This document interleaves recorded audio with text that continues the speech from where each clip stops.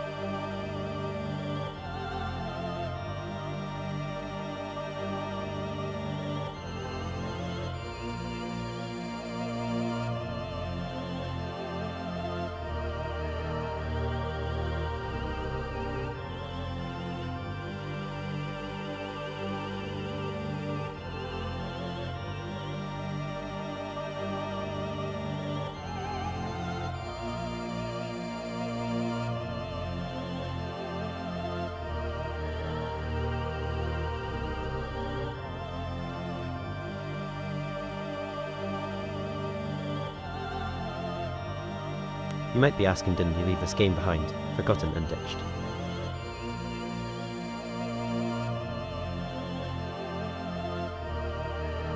And you'd be kind of right.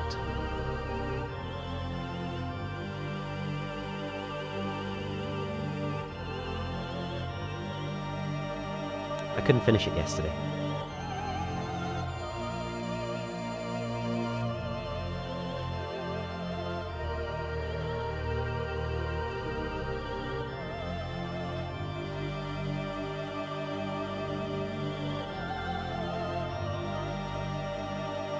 But thankfully I'm on an emulator.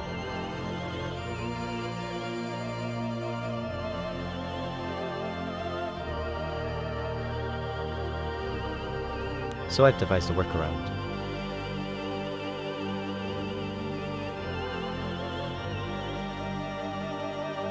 You'll see.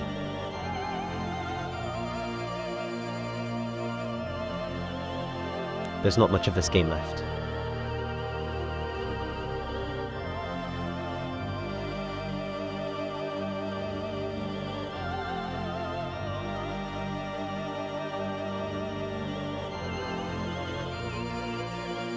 But still, it feels bad to leave it just like that.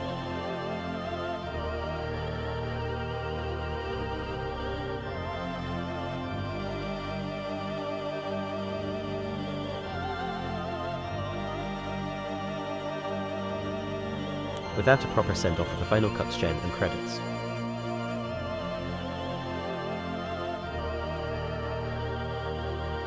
So,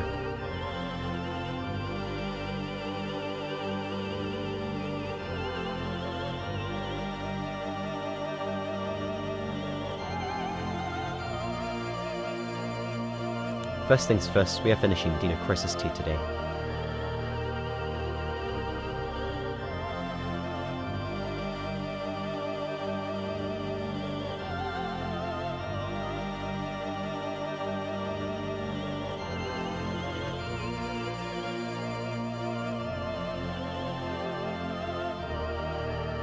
And then we are going to Sochari to Carnage Heart.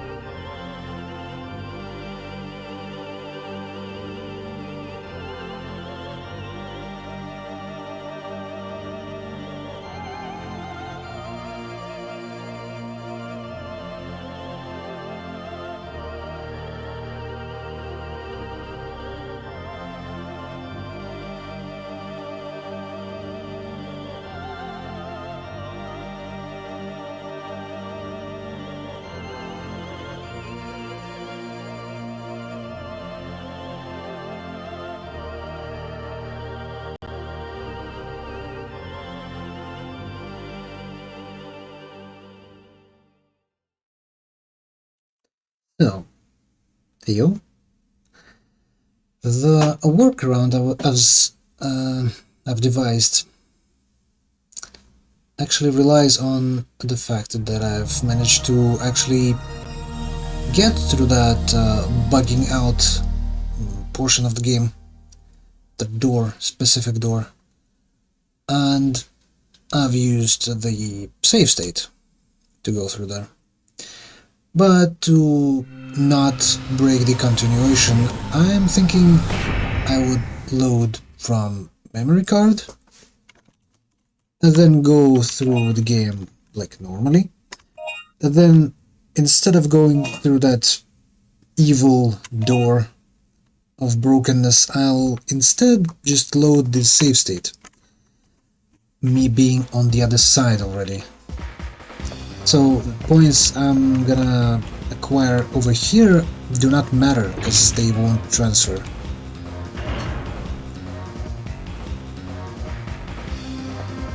It's just to show you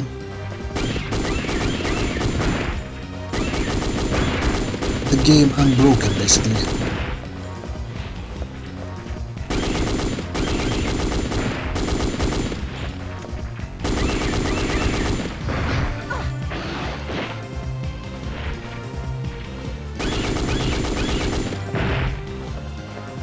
Even damage no longer matters. Because why would it? So, from the save room we got through this. Then in this room we take the disc, which was our kind of main mission of sorts. And then we just receive new mission data and we leave. But it's not often that this thing actually works. So instead I'm loading in... Oh, don't tell me I've fucked up. Oh boy. Yeah, I did. Oh well. And here I was thinking that I was clever.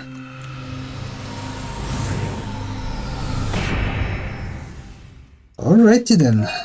I guess I'll have to do this properly.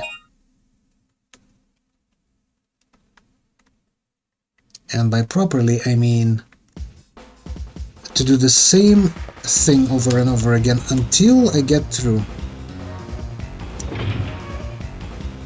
Because I did kind of that, you know, to get through this place in the first place.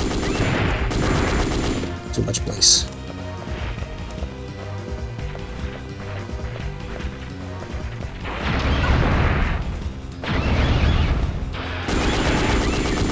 Yeah, they do not care about mines.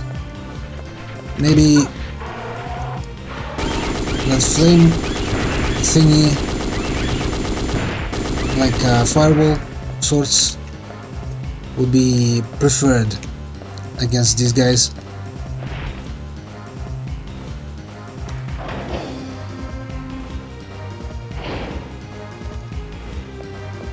Actually,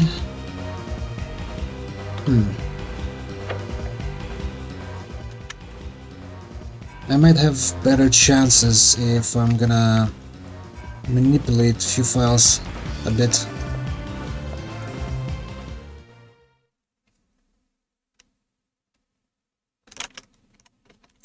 As a matter of fact, let me see. I think it's this thing. Yep. And then we need to extract it somewhere over yonder. Now it's different. What was it? No luck, no luck. Okay. Then let me do the things. Sorry about this, guys.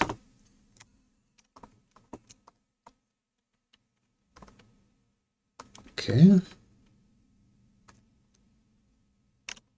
And then I need to relaunch the... what should we call it? The dock station. And, you know, find the files of the game again.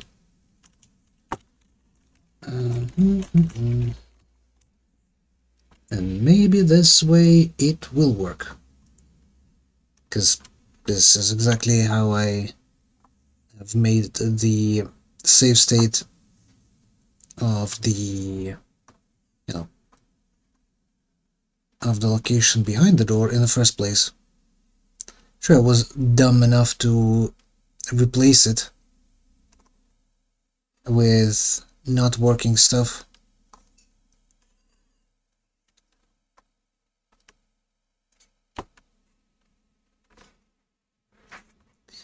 Anyway, let's see if we can fix this.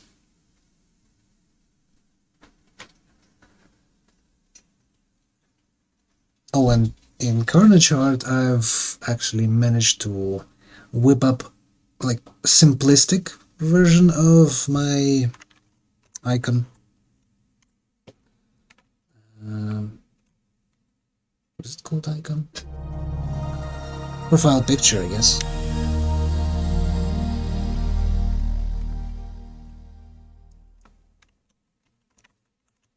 Come on, game. I want to be done with you.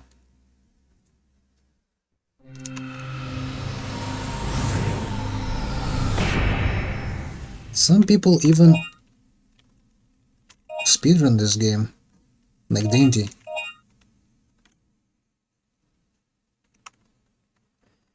I mean, he did speedrun this game. He no longer even streams.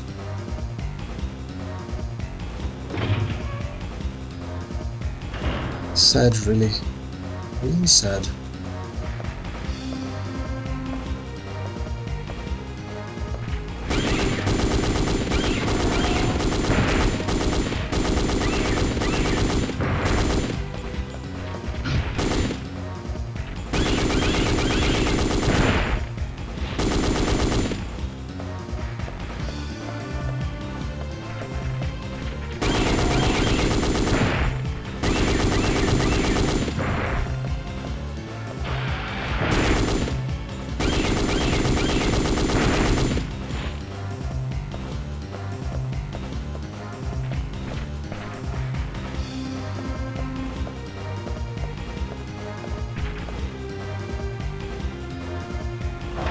Come on, game.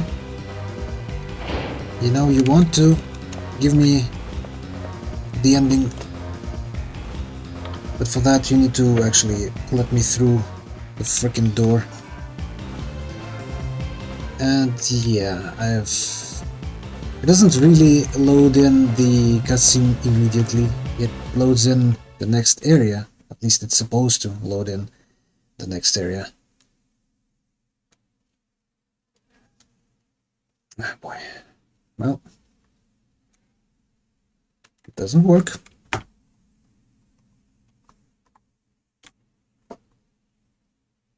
One more try.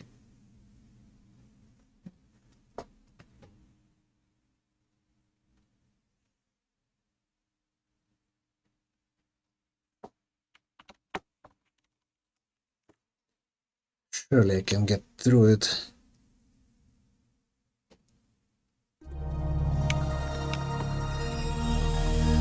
Somehow. Maybe luck is involved?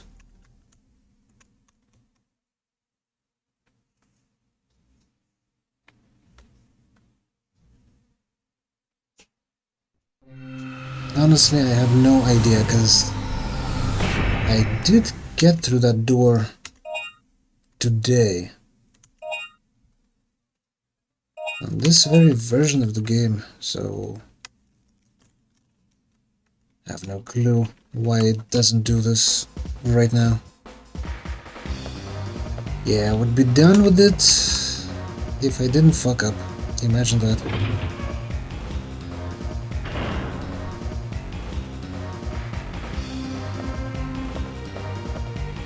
Let me just run through. There's no way through here. Fine.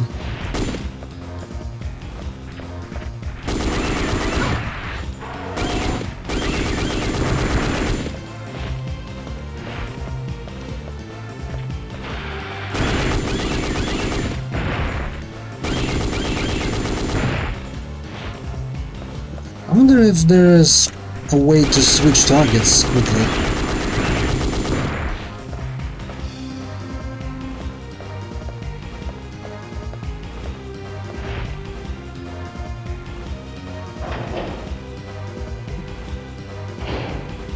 Hold on, what if I go back normally?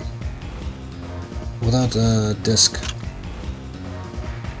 See, it doesn't load in the next area on principle. Without even a key to progressing the game. Why does it do that?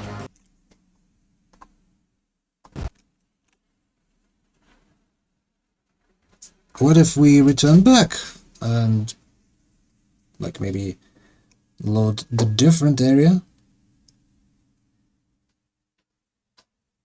before getting through this area of the game where we need to get a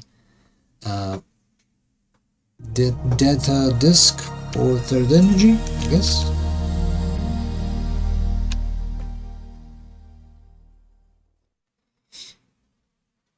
I don't know, at this point I'm just spitballing, trying to figure out any voodoo solution to this predicament.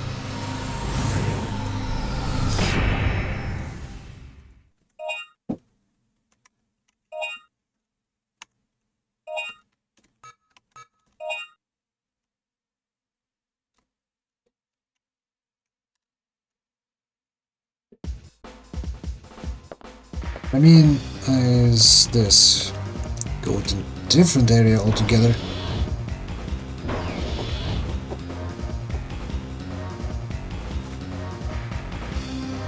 Then go back in, and maybe that would, like, I don't know, nudge some bits into the right order.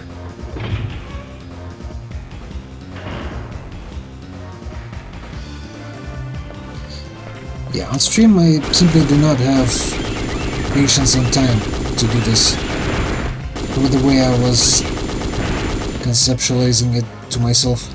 Now to loading the... Fuck you, Raptor.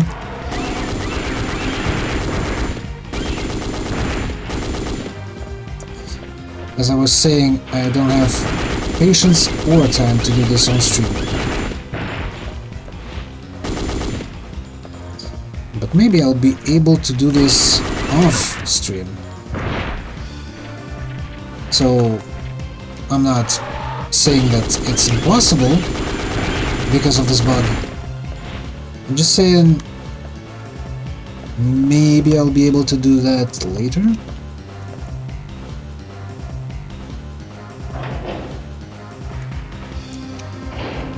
But this kind of maybe can last a long time.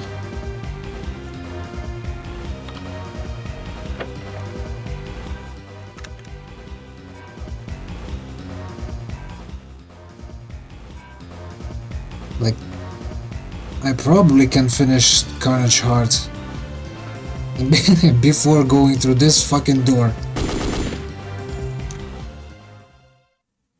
Oh, there it is. There it is. Finally.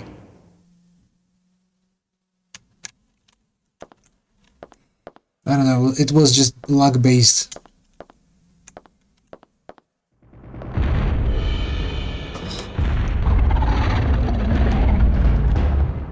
Finally we can progress. Persistent thing, aren't you?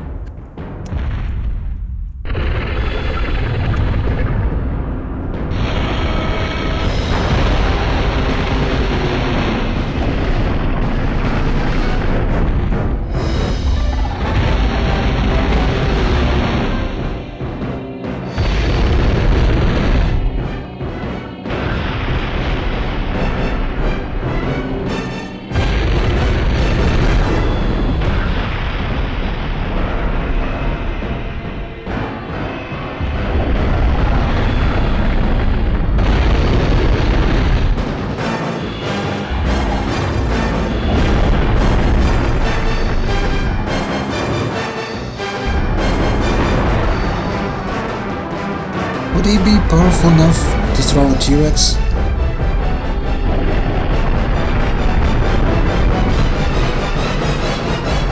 I mean, it's bigger, but I don't think it's that much bigger to toss this kind of weight.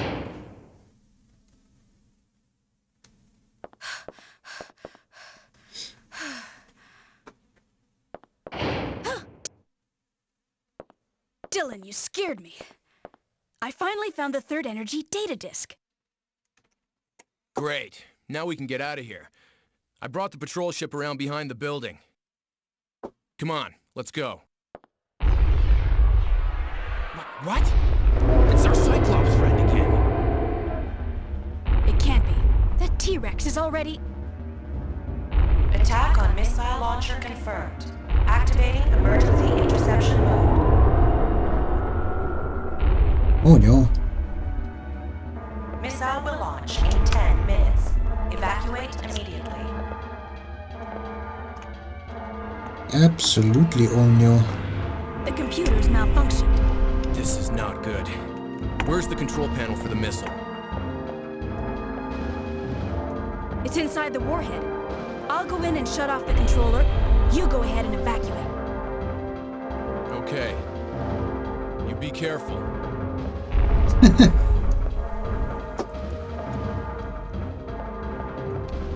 He didn't even say any of the cliche, no, I'll stay with you, I'll fight. Just evacuate, okay. Thank you for help, Dylan.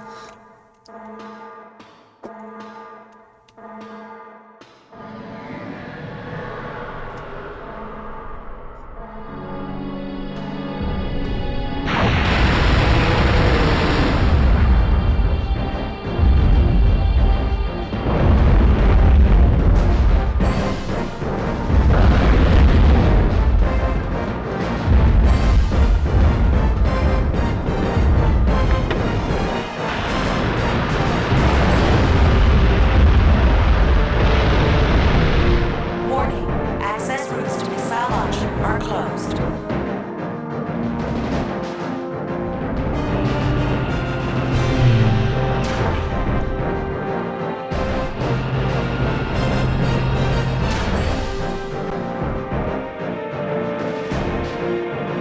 Then Smith to disarm the emergency interception mode. Okay.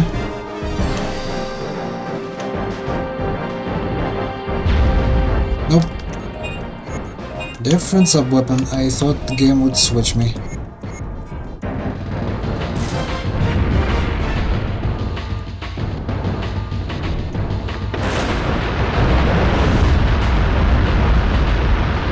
Also, I think I need to heal.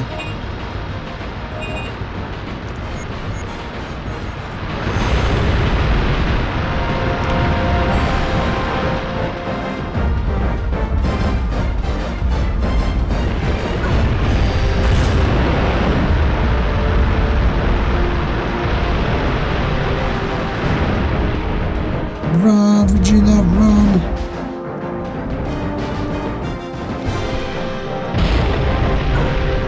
Oh shit! Get up, get up!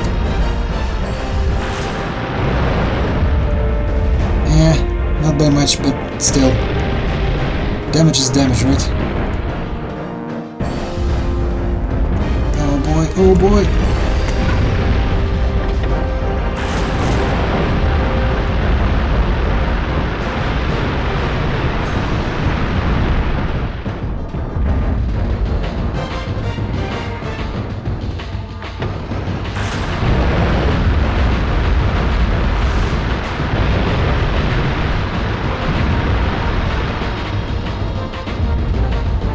Come on. Yeah. There we go.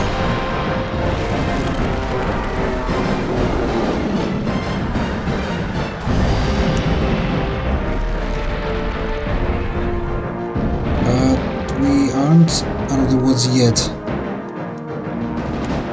I still need to get to the warhead. Attention. Access routes to missile launcher are open.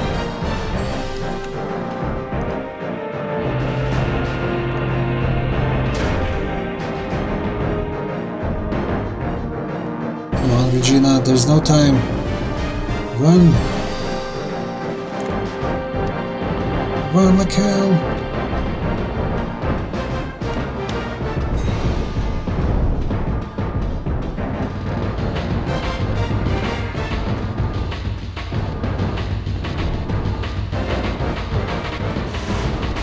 Another whack-a-mole? Yes.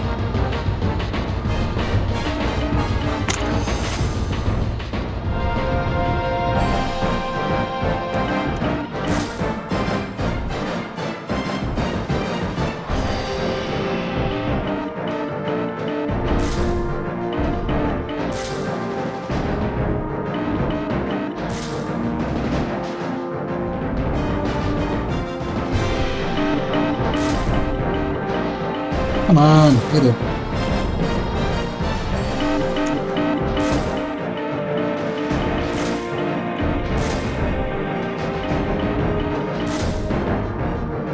Come on, lock this thing already.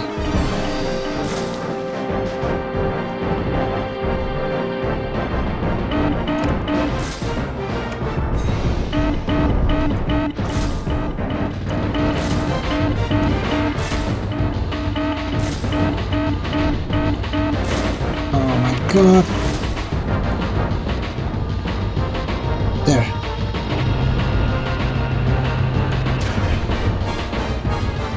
Go, go, go, go, go.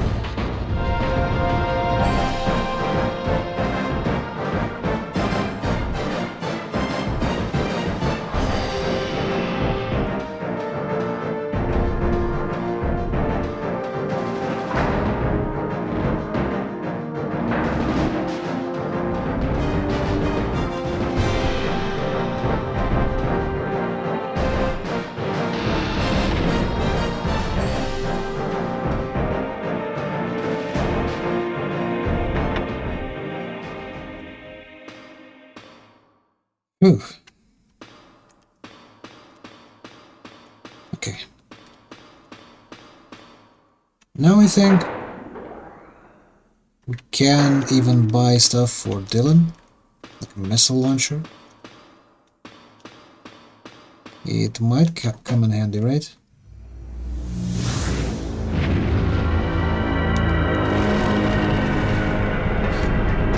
Oh no.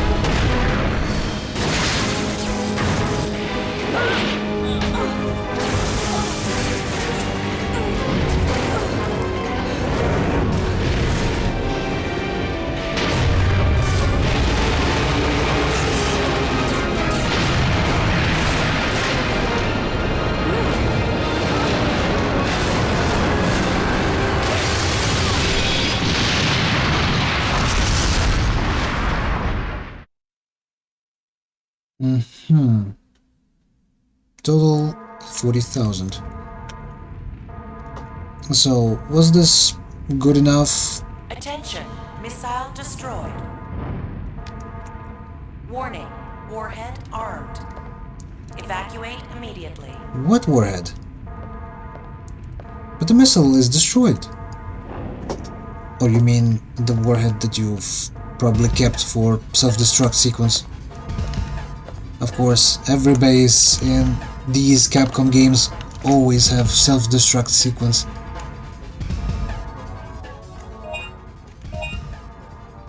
Yeah, 53,000. I didn't spend that much, I think.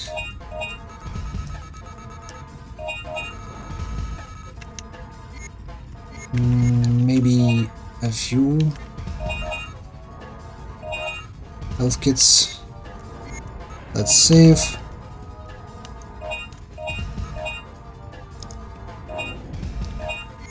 Cool. And now we switch to a different sub-weapon and also heal. You know how it is. Simply because everything is burning, now there's those Innostrancivias all around the place. And the easiest way to kill them is with Mine Thrower. right? What do they want to buy?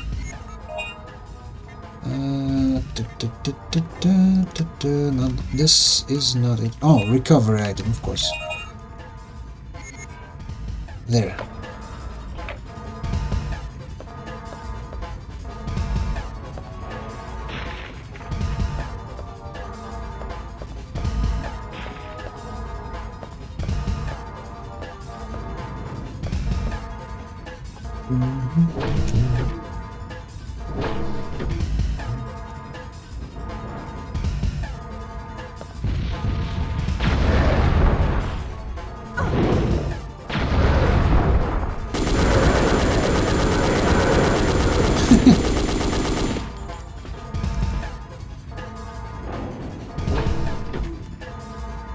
Yeah, I'm not keen on keeping the result where I don't get the bonus stuff.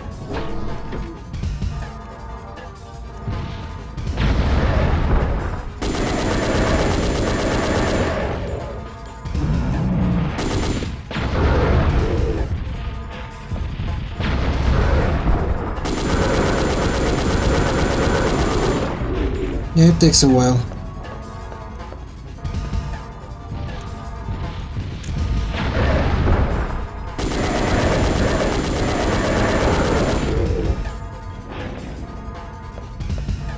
Please, no surprises. I beg of thee.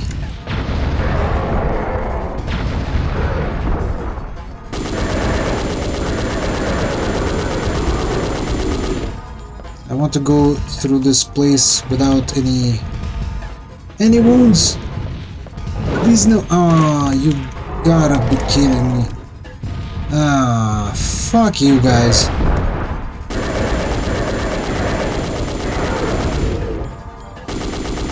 I just had to ruin my bonus. Regina, please shoot him. Thank you.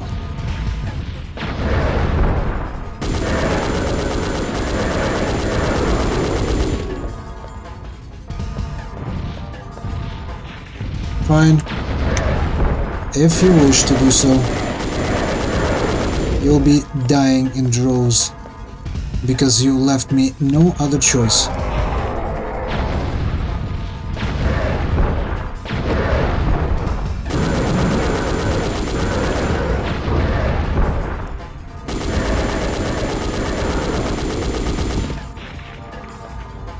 Literally no other choice. With this BS.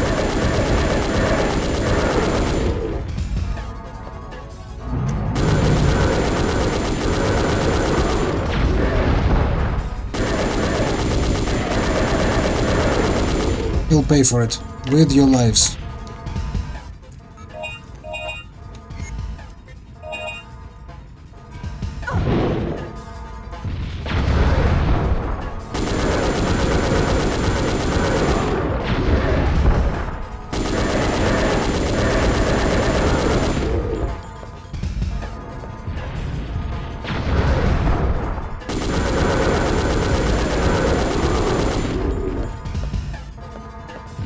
It's less about points, more about my revenge against these fucks.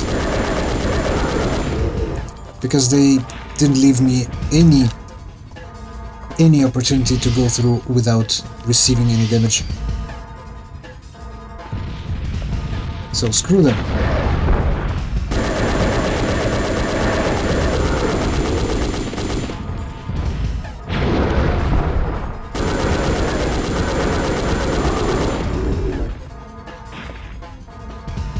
Valve hype?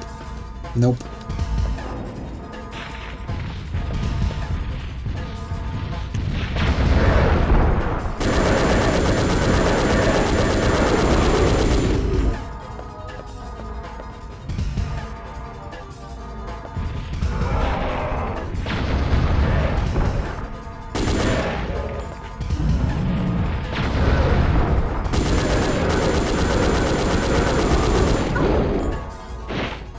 Of course. course you did spawn. Right behind me. And of course I'm always surrounded because of that.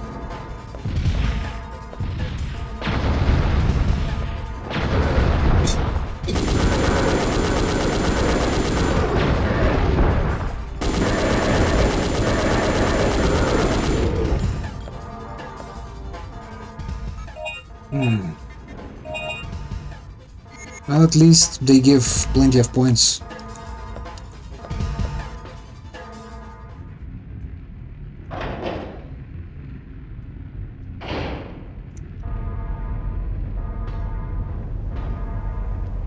Are you okay, Regina? No. Get on, quick. Oh, give me a break, man! We're dead!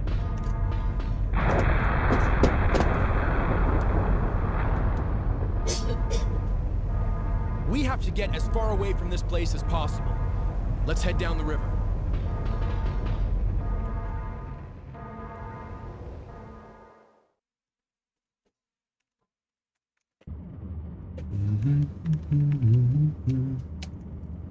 One relaxing ride on a boat later. Great, the water gate's closed. We can't go any further. Wait, there's a valve. Valve hype? Maybe we can open the gate manually. Whoa! Let the men handle Whoa. this. Let's go, bro. Fine. You boys, play nice now.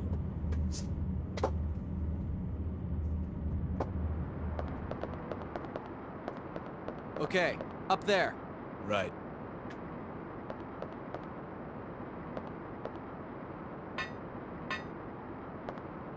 Well, here goes. It is precariously placed, you know, right above the water.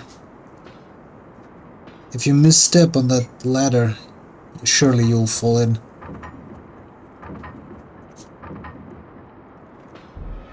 Come on, Dylan, where are you looking?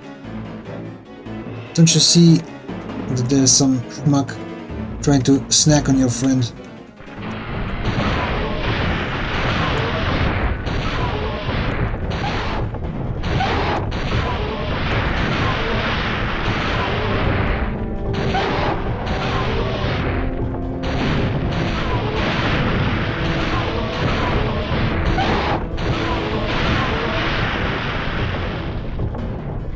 Bad boys.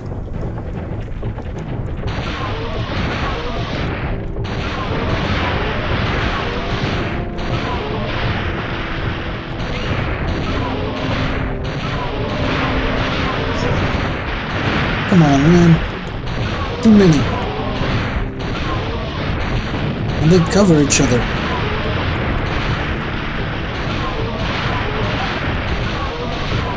With their own buddies.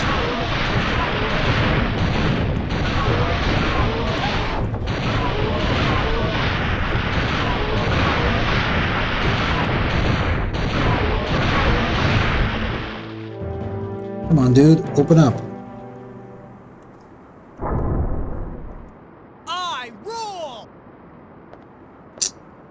I mean, sure. Bingo! Dylan, let's go back. Bingo dingo bongo.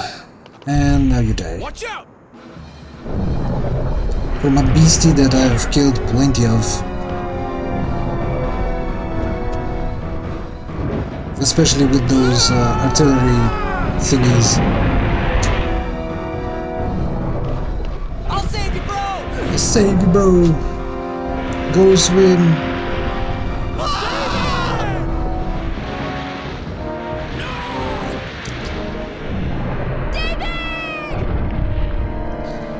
David!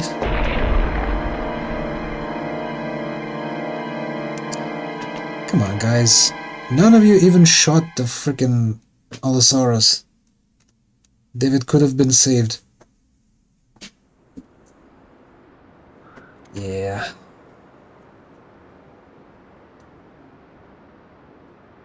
All I'm saying, you guys could have done a better job saving your friend. I am gonna remind you, saved you on a couple of occasions. Home? What did you say? Home.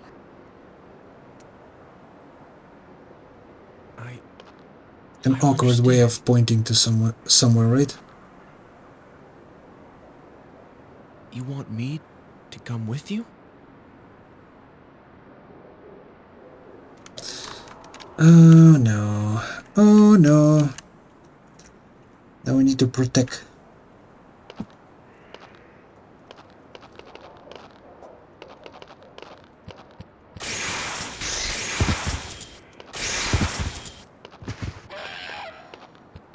Quick.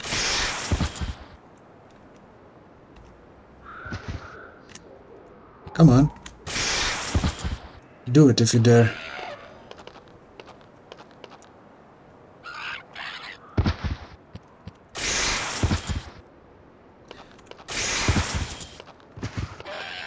That's what you get for trying to karate kick my daughter.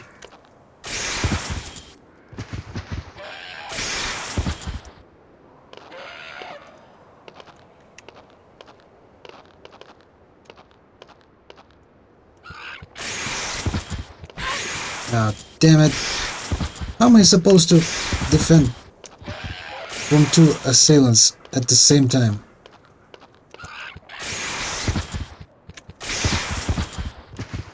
Oh, I know how.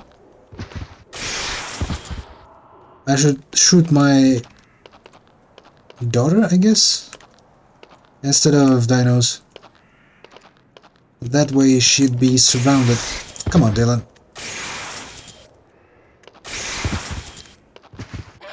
Don't switch targets when I don't need you to.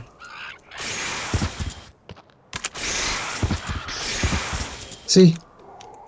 Effective. Amazing. The only problem is now the auto aim actually ruins everything. Auto targeting off.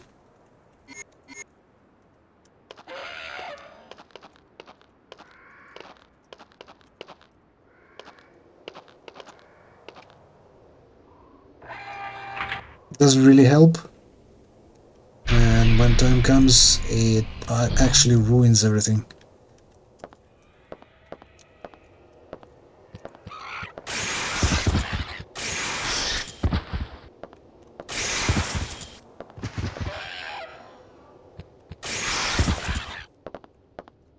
This is kind of better, I guess.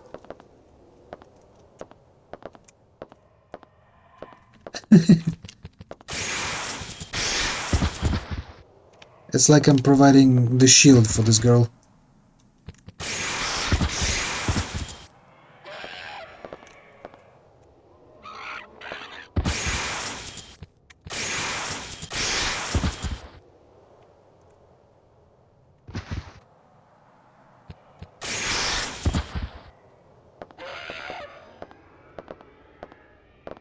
I think this is the only instance of friendly fire which is beneficial.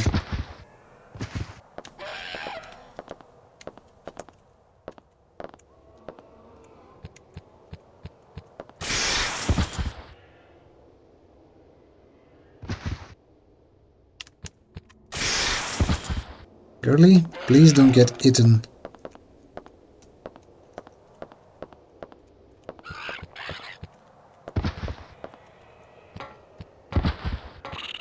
Please don't.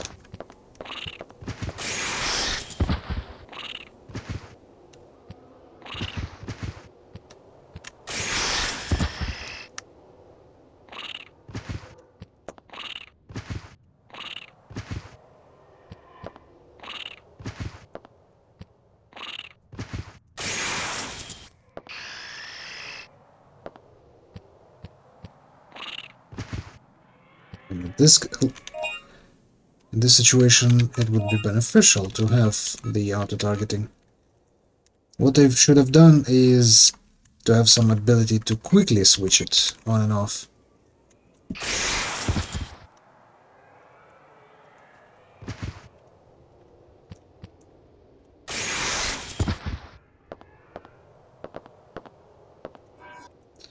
Okay, hold on. Let me switch it off again.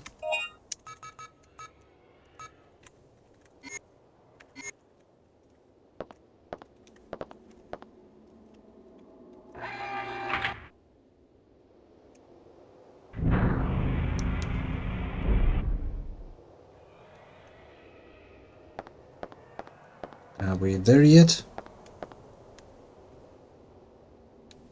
Actually, yeah. She's no longer in danger, meaning we can go back into auto-targeting and switch to some weapon that's less designed for defensive purposes and more for destructive ones.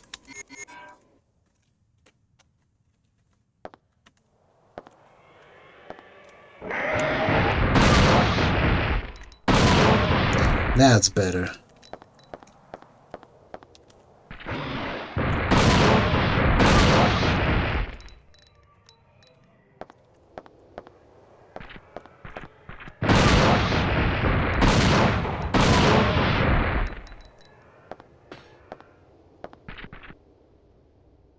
It is a power terminal for something.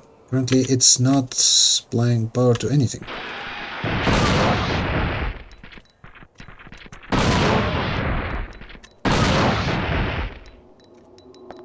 Okay.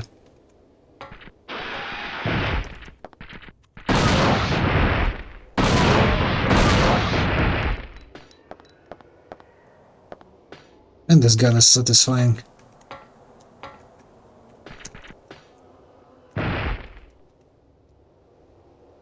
Get up then. Come on.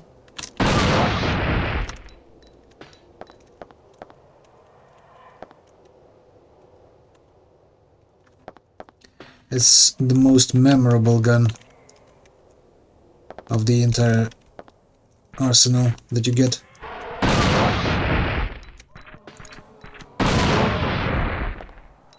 And can you guess why? It's not a rocket science, you know?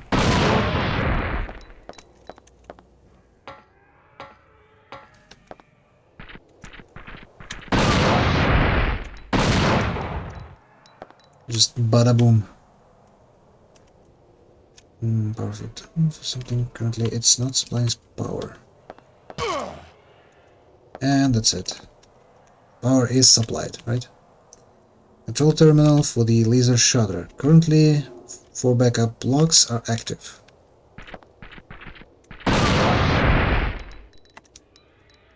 Did I kill 2 with 1 hit?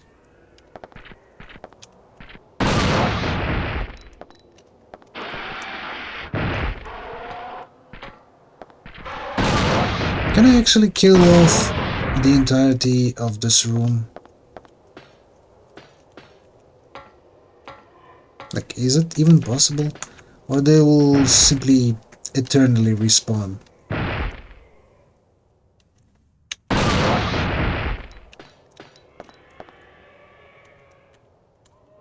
Yep. 1 down, 3 to go.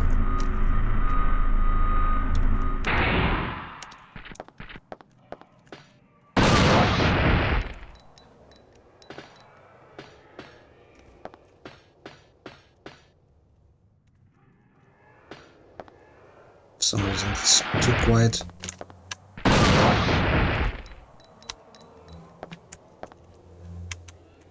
Yep. Half is done.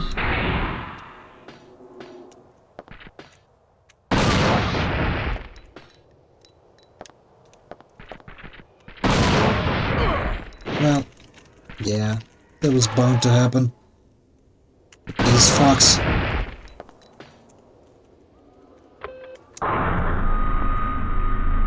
Three-fourth. So the last one is up there.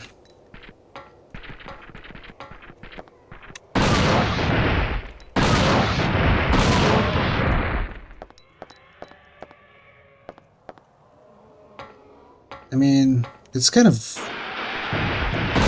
a lot of raptors. You might think that you earn a lot of points, but nope. Of course not. Every raptor is only like 100 points. With golden card, it's 200. Still, it's only 200. It's not that much. Can it drop here? No.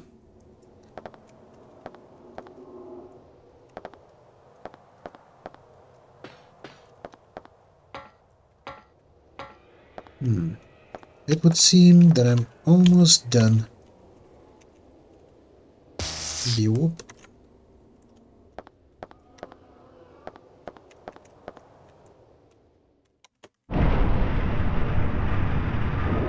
I mean, I kinda take that back.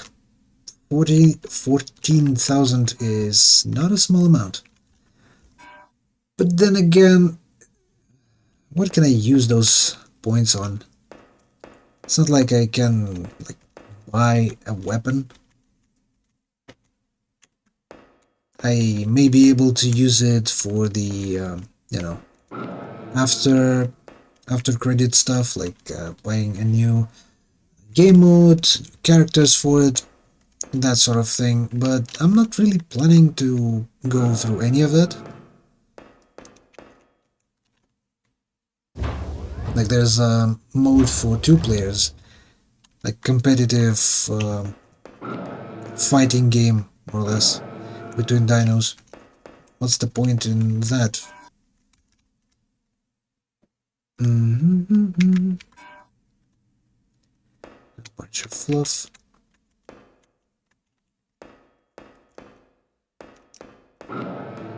See, for some reason this is here. It's not like I can affect the last being in the game with this thing. I mean, I can buy it. Most destructive weapon. However, the recoil action is too large to fire rapidly. My guy, this is a rocket launcher. What kind of recoil do you think this is supposed to have?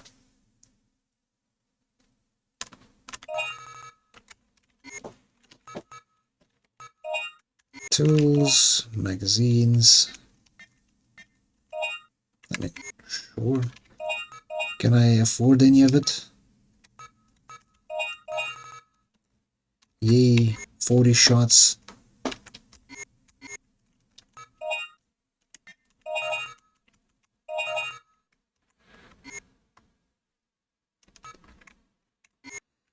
Well, let's save, I guess.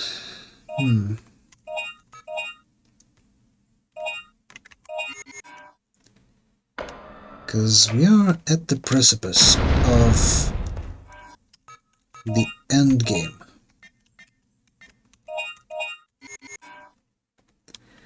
BB whoop.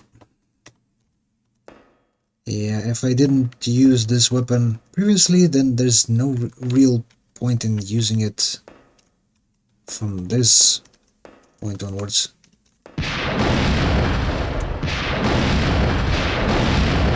See, it's not that slow.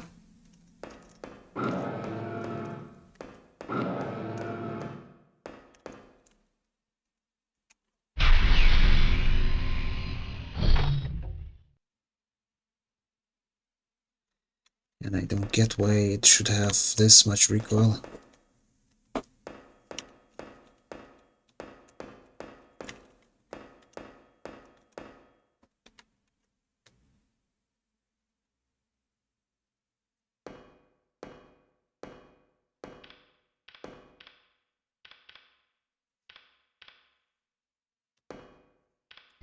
Welcome, Lieutenant Morton. A hologram? Well, how does he know my name? There's not much time left, so I'll explain it short and simple. Look at those hands. That's clearly a Dylan. 55, our Noah's Ark plan became successful. Even if you cannot recognize 2055? his face, you can recognize his arms. To save the dinosaurs, we transferred the dinosaurs to this time. Why would you save 3 those? million years ahead of our time.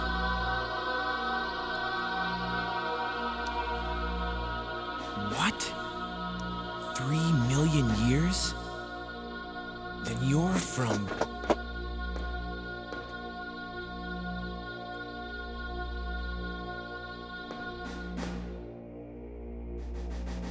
But there was another accident when we were about to go back. The gate disappeared and we were stranded in this time.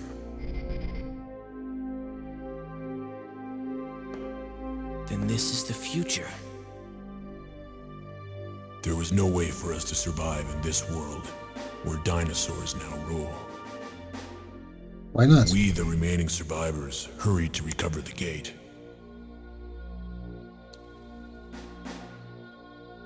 But it's too late now.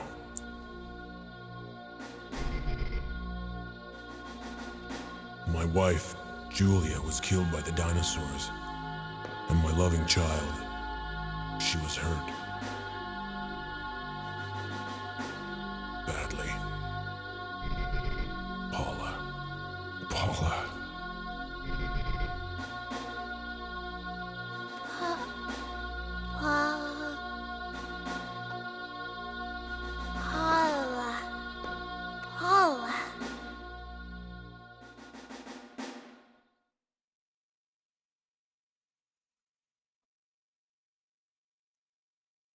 Paula? Is that your name? Papa.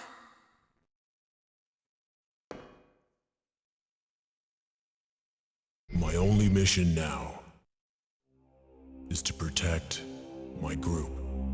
I have kept Paula and the other children safe by putting them inside life support chambers. Yeah, protect and then attack.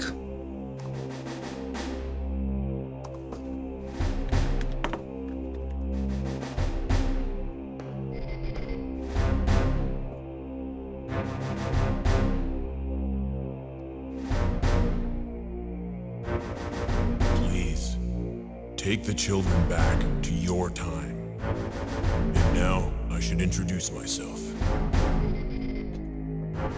I mean, it's already obvious who you Former are. Special Forces Trad member, Colonel Dylan Morton.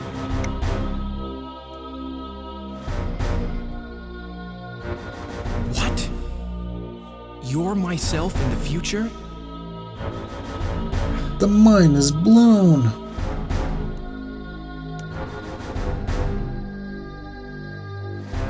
But then again, none of this would happen if he knows all of this, right?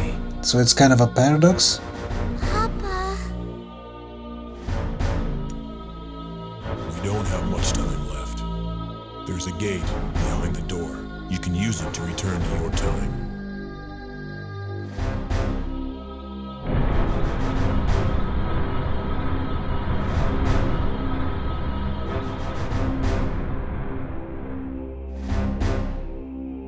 The gate is not complete yet.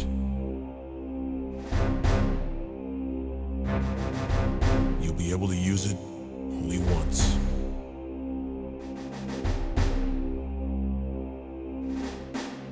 Please, say hello to Regina for me.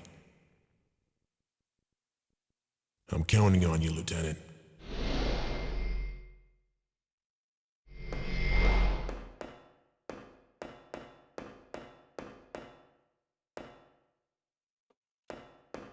Okay.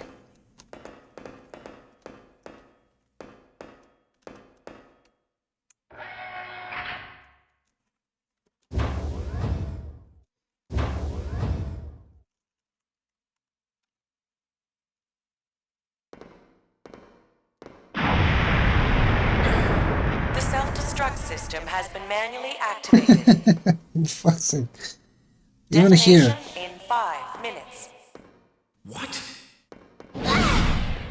I get why you would want to have self-destruct mechanism in some, You turned it on. you know, facility with nukes or something.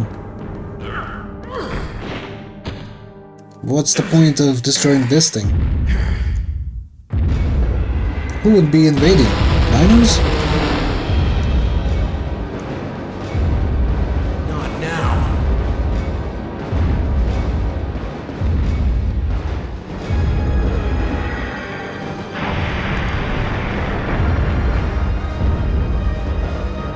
Whoop, whoop, whoop, whoop, whoop. Well, I don't remember the sequence of stuff that I need to proceed through.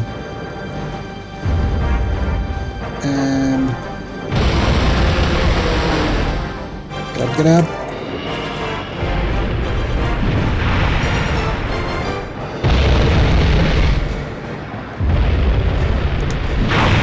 Now. Get up. Please. Damage confirmed at oversized transport area. Immediate shutdown. Oversized? Even game confirms that it's oversized. Activating anti-satellite. Operate control panel to open communication line to satellite.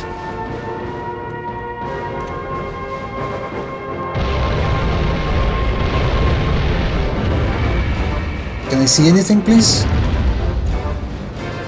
Okay. Will you operate? Yes. Yes, I will. Communication line is now connected. Cool. Ow. Not that quick, my guy.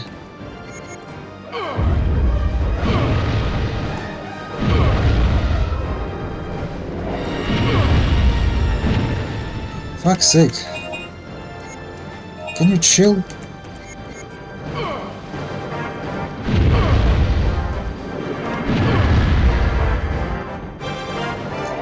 How about you teleport?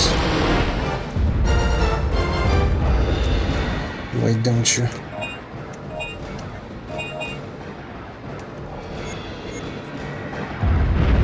Ah, boy.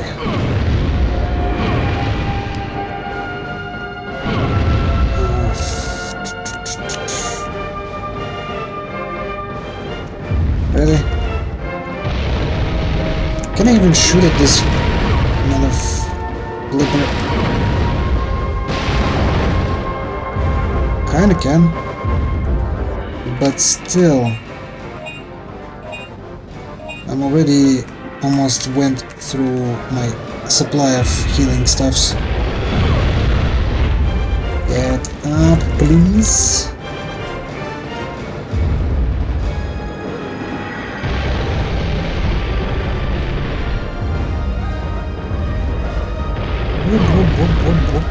Come on, Dylan. There's no time for this shit. Literally. I think I should have went with Medpack AMS. Yes. And I still have to get Target is set. to that console.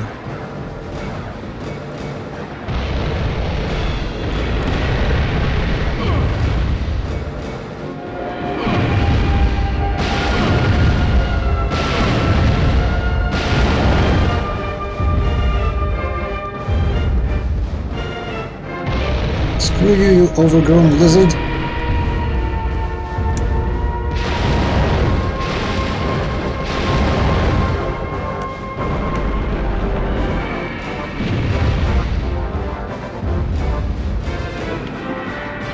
Commencing attack.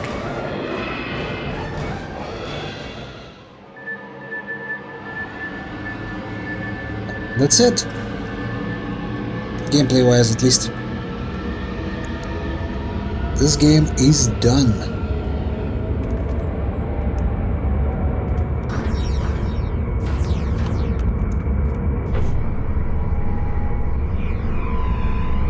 It is amazing to realize that David Niven and Robert Wagner were the intended stars of this game and that Peter Sellers was brought in simply for a cameo appearance as Alan Grant. However, when director Blake Edwards realized Sellers' genius at improvising scenes, the bankroll was expanded and new scenes were written and filmed.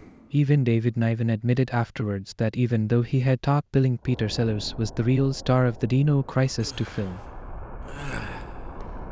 There's a film of Dino Crisis 2? What? Huh. Are you sure? Also, hello, Cosbox. Whoa.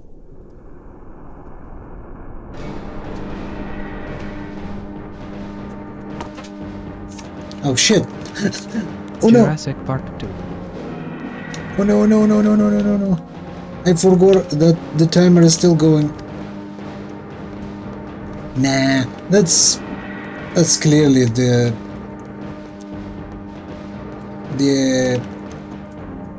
internal name for this movie.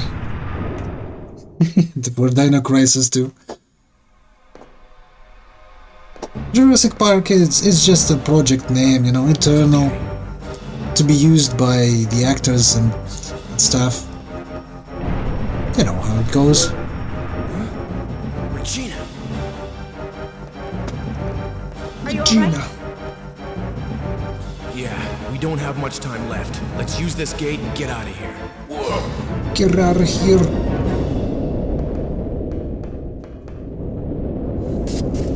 Oh no, the server. Merciless server. Paula!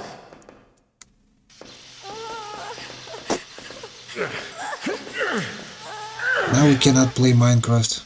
Shit. No! No! No!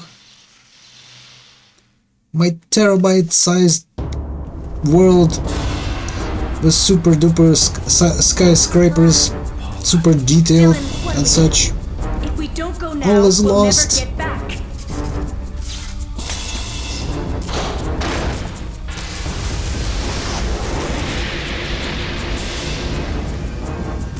Regina, the gate is open. I know you don't want to, but you have to go back by yourself. I won't leave Paula. Are you crazy? Just go, please. You have the third energy data, right? When you get back to our original time, use the data to learn about third energy. Then build a perfect gate and come pick us up for the last time. She shows him the disc so close to his face. It's like she tries to insert the disc into his mouth. 10 seconds to detonation. Don't forget, you still owe me one. Well then, you better get back quick. She never gets back, ever. Since the third game has no Dylan, has no Regina, there's no these guys, there's no mentioning of Paula.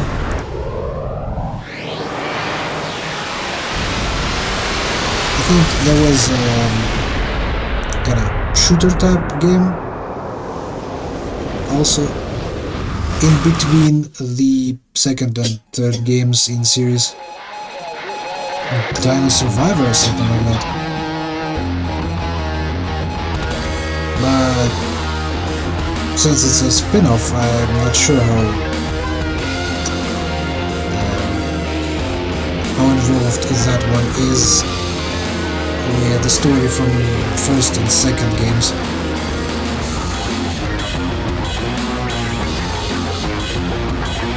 Also, I know only about its existence and not necessarily what that game is about.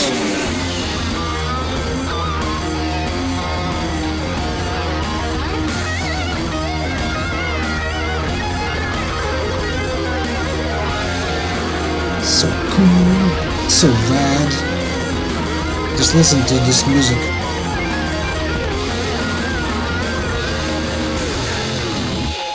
People.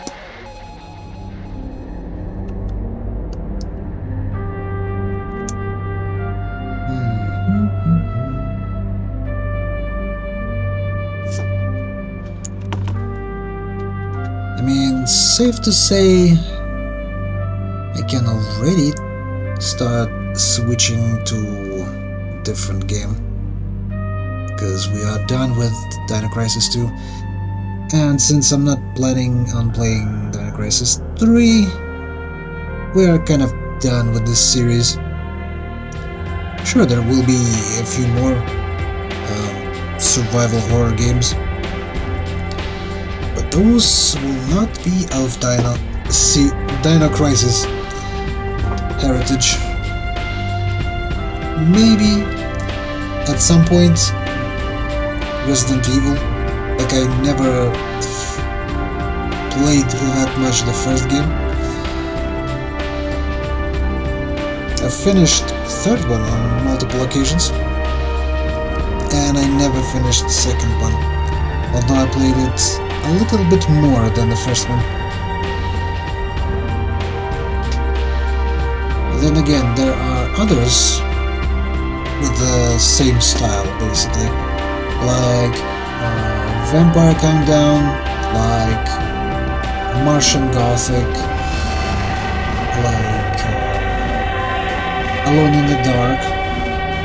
That one is quite good. You know, not the classic Alone in the Dark, the New Nightmare, I think it's called.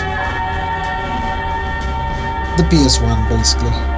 PS1 game.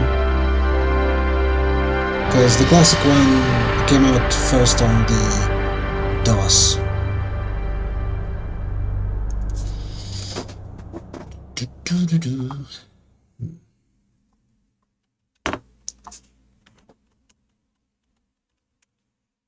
Ooh, sports car. Look at this fancy boy. Ranking B. Okay, that's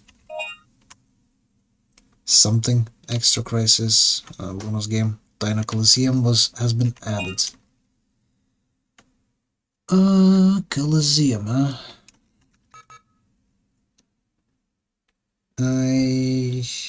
I think I can afford all of them, right? Rick, Gale, and APC. But should I though? Yes, no. I mean, why not? But these guys.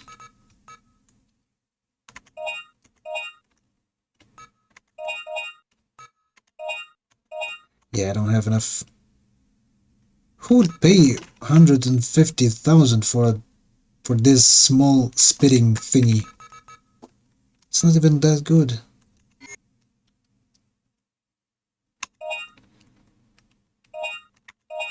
B-whoop.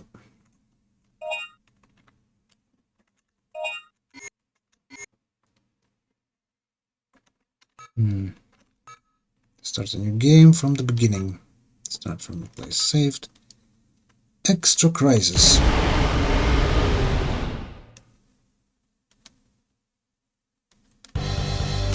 Bow, bow, bow, bow. Yeah, Dino Duel is the thing I was referring to. You just pick... two players pick their dinos and go at it. Dino Coliseum is more like survival type thing.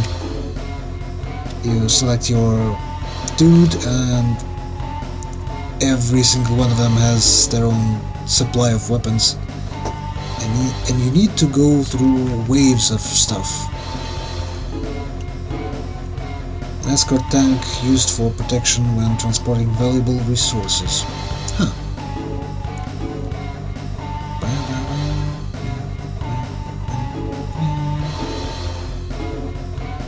I mean, let's try it with T-Rex. I would struggle with the first wave, I think.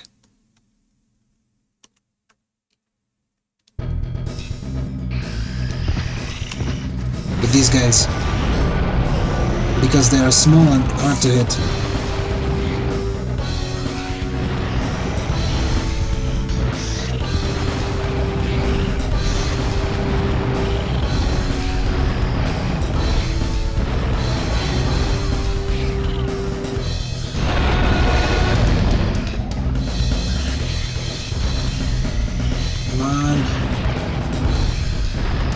See, they're too close to me. It's hard to aim at them. Because of that, I might have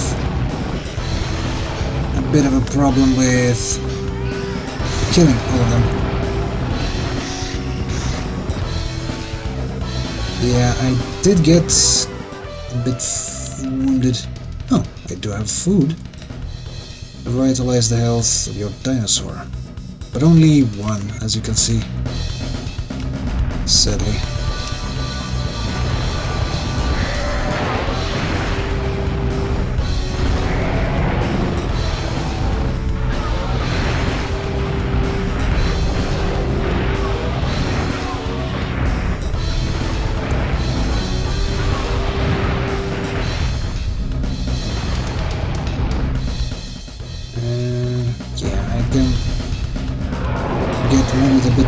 before eating the food. If only I could eat all of the things on the arena.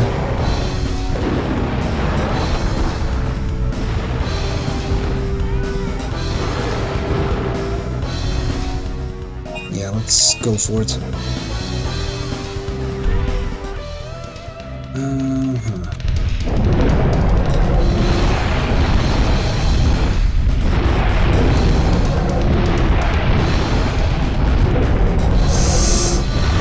Come on, eat it, eat it.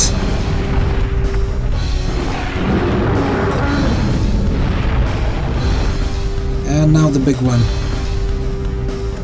Big Mama. Come on. Kill it. Kill it. Kill it quickly.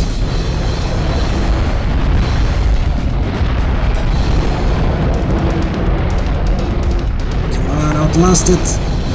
This dude. Because I don't have any food already. You need to kill him sooner rather than later.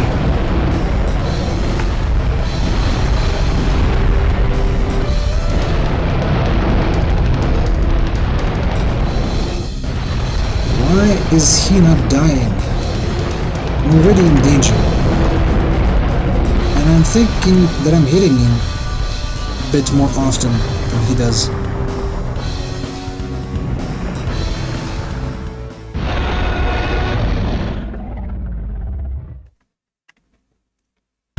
It's the Coliseum, basically. Rank A. Extinction points. Yeah, D for lost so many lives, or so much life. Well, nothing can be done about this with the size like that. Anyway, as I was saying, I'm going to switcheroo a game. Bear with me.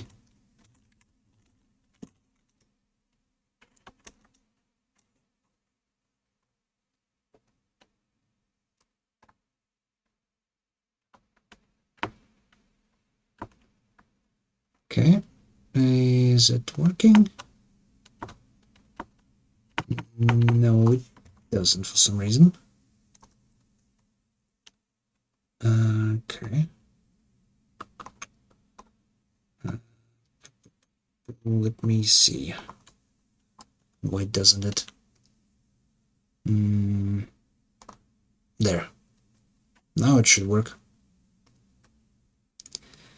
Then again, it doesn't have the sound for some reason. Game audio. Save. Now it should have that. Okay, let me also do another thing, which is to change style and get rid of the background. What else? Yes, of course. I need to change the category. Situation.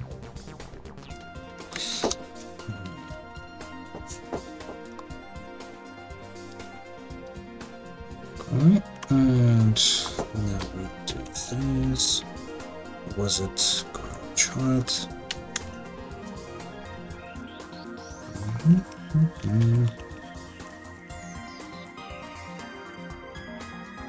And another thing was this.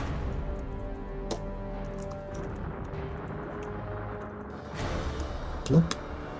Okay, stream data should be already dated. Yeah. And what else? Yes, overlay, of course. Overlay itself. The thingy.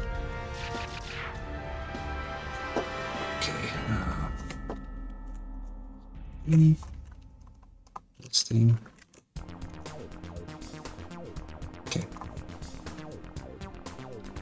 I think it's everything, right? Yeah, it would seem that everything is in order. Oh, and yes, of course I need to remove that station from processes. Well, there's a bunch of shit that's open right now, and it shouldn't.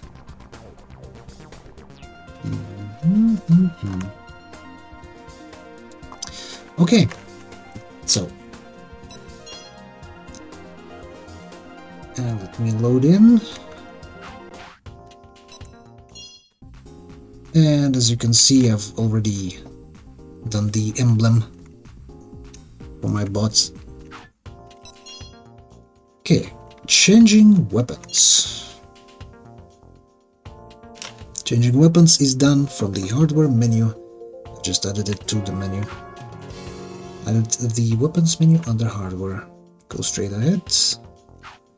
Let's see what weapons can we obtain. Yeah, 4 slots. As you can see, in each one of those would have its own selection. Here I've added a menu for changing an Oki's weapons. Agrios has 4 slots to mount weapons, but not every weapon can be mounted in every slot. For each slot, only certain weapons are available to mount. And even the same mounting slot on a different body type may not be able to mount the same weapons. I've added 2 weapons that Agrios can be equipped with. Argon beam. The beam gun's shots travel much faster than the assault gun we've been using, and the trajectory of the shots is not affected by gravity. It shoots straight as a ruler. This makes beam guns perfect for long-range attacks. But it doesn't have the firepower of an assault gun, and its power weakens in proportion to distance. Its rate of fire is also slower than the assault gun. Black Panther. Black Panther is a small rocket that is fired from a launcher. Rockets are self-propelled, unguided, multi-warhead explosive rounds. Since they release multiple submunitions, they are suitable for area attacks. They have a slow airspeed and don't have much range, but they are good for delivering a big punch all at once. Let's go to the equipment screen. Choose weapon 1. Okay. From this list you choose a weapon to mount. You also specify the type and number of rounds of ammo. Gun type weapons can hold a maximum of 990 rounds, but that many may be too heavy to actually carry. Weapons that use launchers have various maximum capacities. The main parameters of a weapon performance are destructive power, launch heat, and impact heat. Destructive power is the amount of damage the weapon does to enemy Okis. The bigger the number, the more powerful the weapon. However, actual damage will be reduced by the target's armor, so it will be less than the value shown. Launch heat is the increase of heat caused by firing the weapon. If the Oki's heat resistance capacity is exceeded, it will overheat. So for this parameter, lower is better. Impact heat is the amount of heat it will inflict on the target when the round hits. If you can make an enemy Oki overheat, it will suffer overheat damage. Now to mount your new weapons. But first, let me explain the next mission. Your opponent will be an Agrios, the same Oki that you have. This enemy Agrios will use its assault gun to fire at you.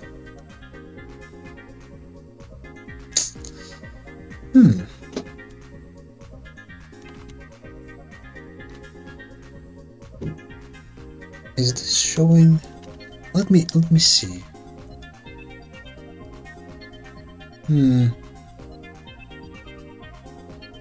Yeah.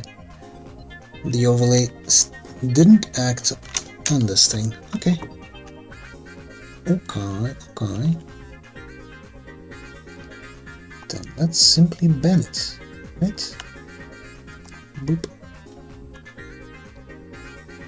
No harm, no foul. Yeah, let me continue.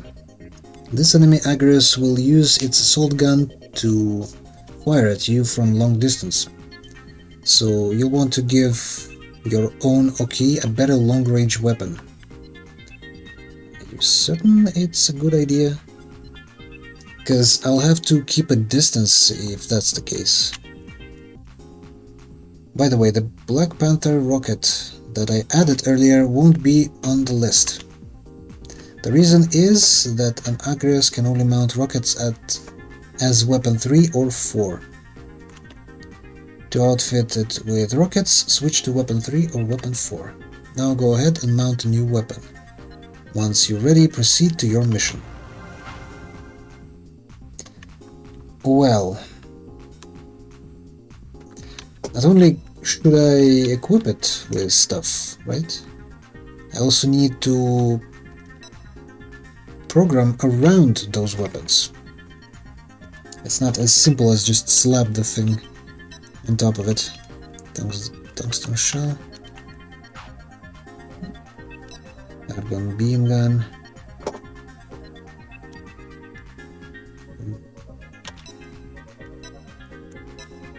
Launch hit 88, impact hit 150. Beam gun that fires green particles. It's very light, so it can hold a lot of ammunition. I see that destructive power is almost half of the tungsten shells, but it's much more effective against the enemy's heating capabilities, or cooling capabilities, should I say. It heats up the enemy with each shot much more.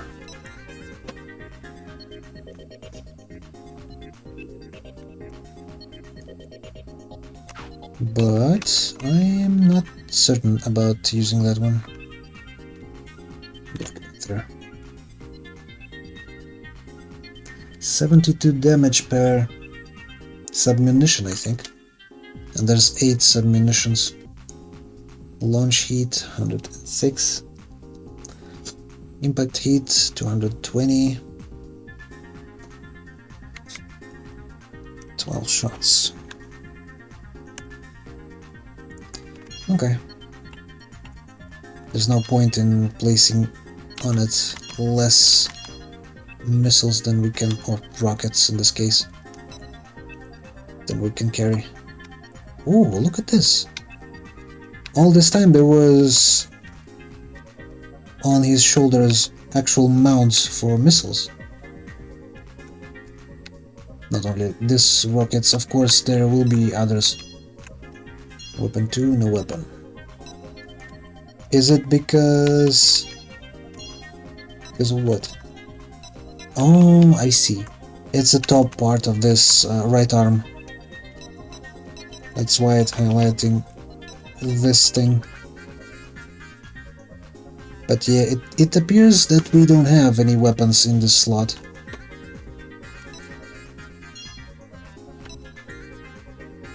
So I'm not sure. Should I go for the laser?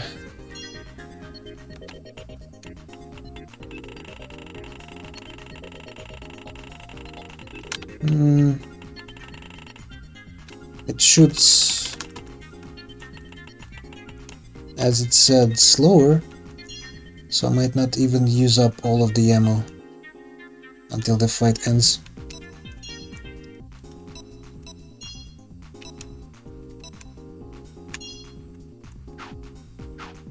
Okay. By the way, did you check your software? When you change weapons, sometimes you need to change your software too, or else the integration won't be smooth. It's best to check by using test program before you start. Well, of course I didn't change anything, I didn't have a chance to do so. As a matter of fact, it's a different OKE. This one is... yeah, it's melee based, as you can see. It has no changes that we've done previously. Copy from card. Which one? Which one I'm using right now?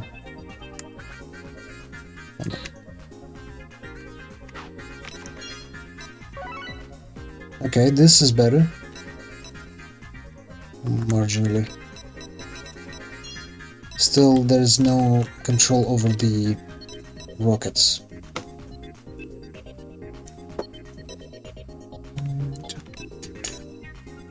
Yeah, the range should be increased because of hold on. Priority, unit attribute. No, specify range. Yeah, max range.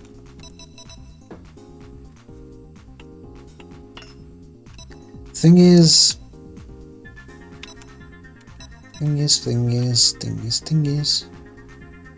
where do we lead this return thingy?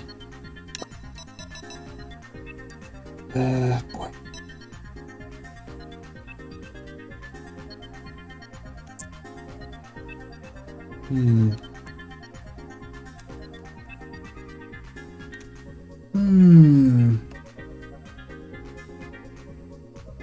I do have a theory, but maybe that will be used some other time.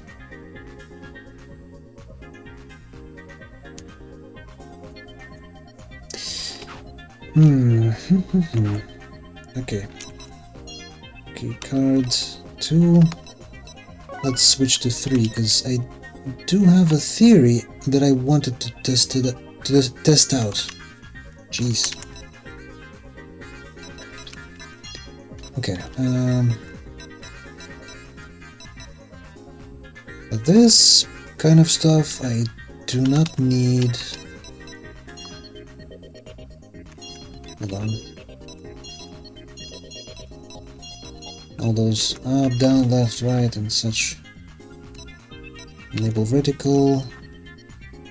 This is shooting, and everything else is, you know, supposed to be deleted. Now, there's this thing, cancel lock on, and there's a actual enable lock on. Target lock will continue until the new target is set up. Right. So what if we do this thing? First we place this thing to lock on. Then we drop a lock on after a certain time, right? Like hold time is maybe 5 frames.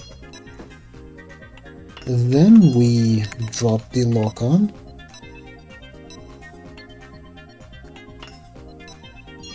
And then immediately after we raise our gun a few degrees up.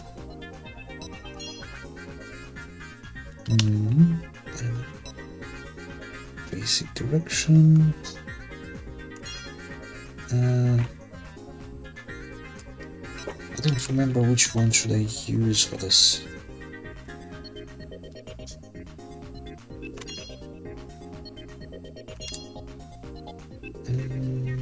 You know what? Let's try current, and we use elevation, something less crazy than 20 degrees. Like maybe 5 degrees. Okay, and that's it. So this enables reticle, this shoots, and no matter what, it then finds the target. It leads the gun towards the target for the 5 frames. Then it disables that and picks up the weapon, you know, higher. So let's test it out.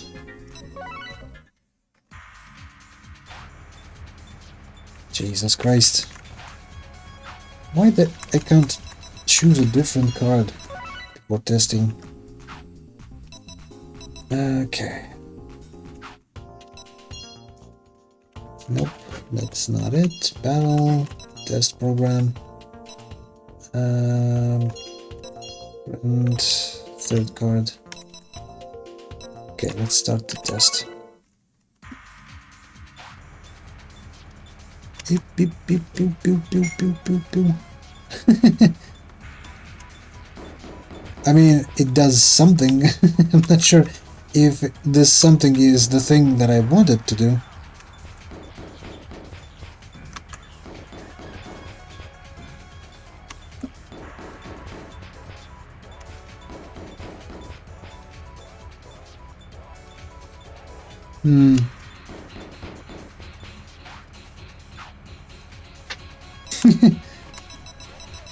I mean, it kind of works, but also not really. Yeah, whatever. Whatever.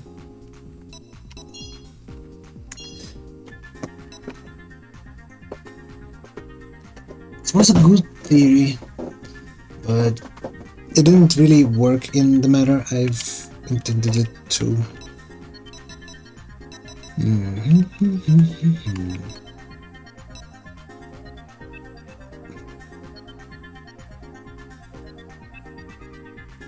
Yeah, this actually enables vertical for weapon 1.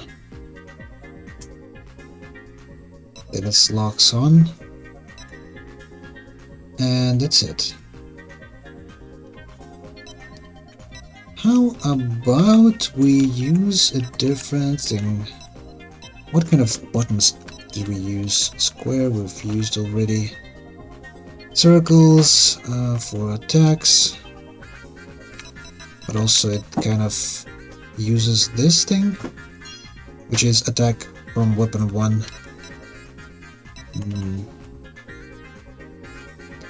You know what? If I can shoot any weapon at any moment, there's no real reason to use any other reticle, right? Hold on. I need to check something. So, circle, square, triangle, and there's no X. There's no X. Amazing. Now that means that I can enable reticle for X, right? Also, how should I do this?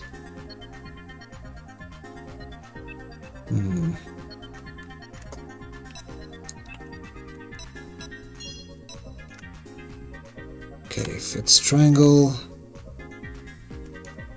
then we enable first weapon.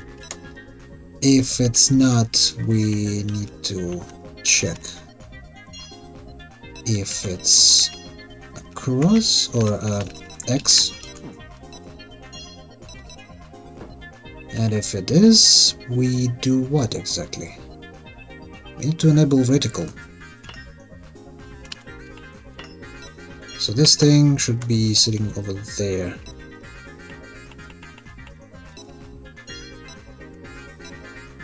Come on, dude.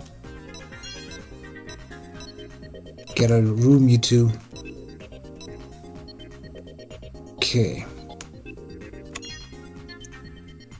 Okay. What do we do? Yeah, let's shoot a weapon.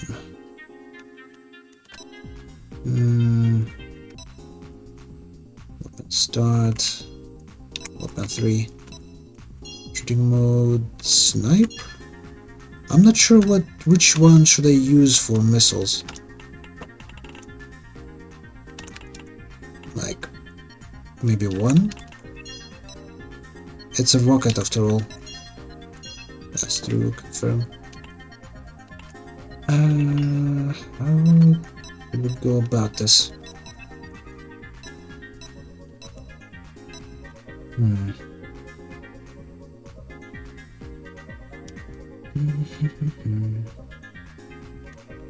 I think this is supposed to be enabled somewhere else. Somewhere where we do have free space.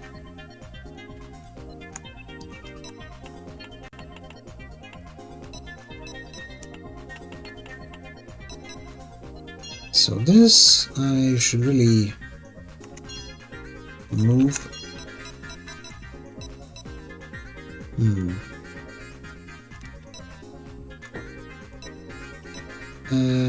Actually, if it's both square and triangle, then we search for another target, right?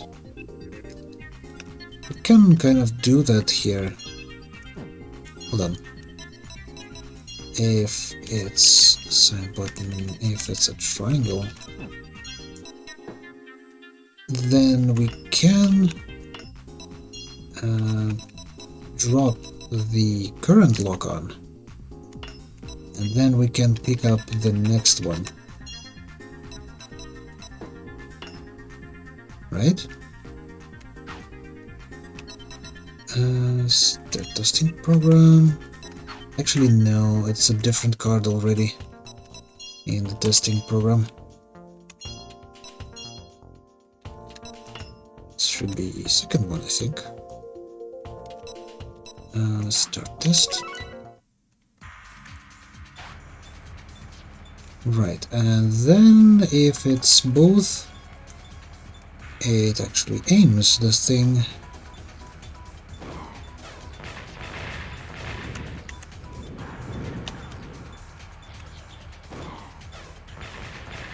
So basically it doesn't really care. It still works even on the weapons that it haven't selected yet. Pew pew pew pew pew pew pew. Yeah, I think sniping should be the go-to mode on the laser. Or at least normal.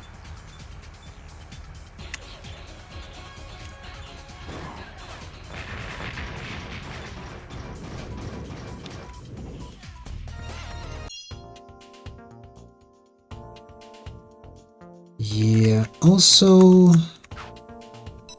I need some sort of system that tracks how many rockets are in the rocket pod, and if there's none, then it should use the rockets from the other one.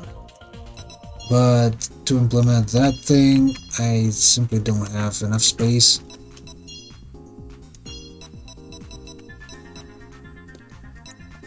Right?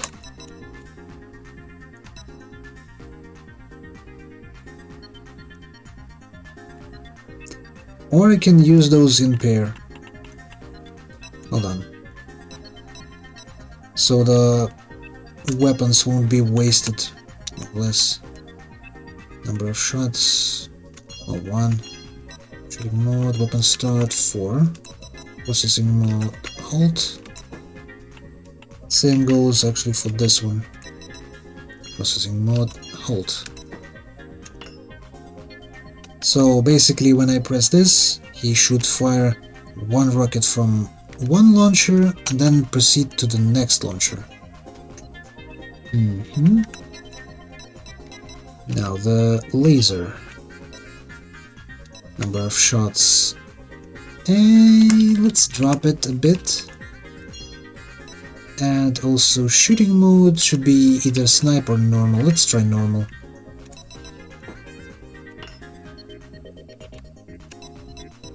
Okay.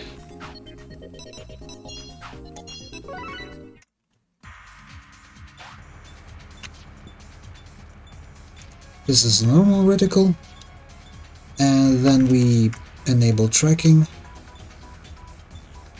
Let's shoot our missiles.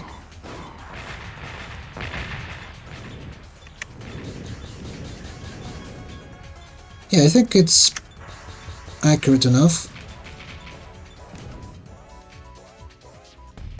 Yeah. I mean, I like it. I like the setup. Anything more complex just won't fit in here.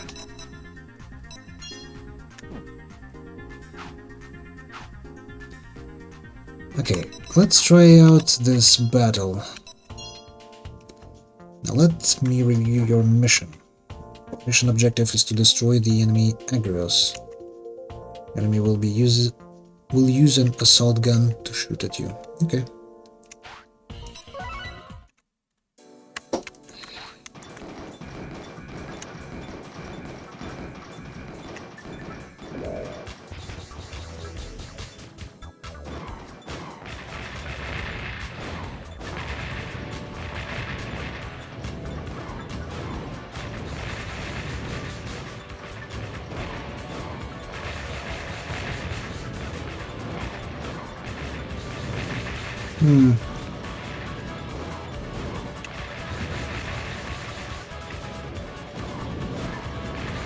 I think the missile tracks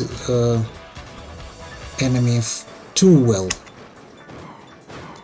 See, it goes too far. I think it would be better for me to switch this rocket into the normal mode.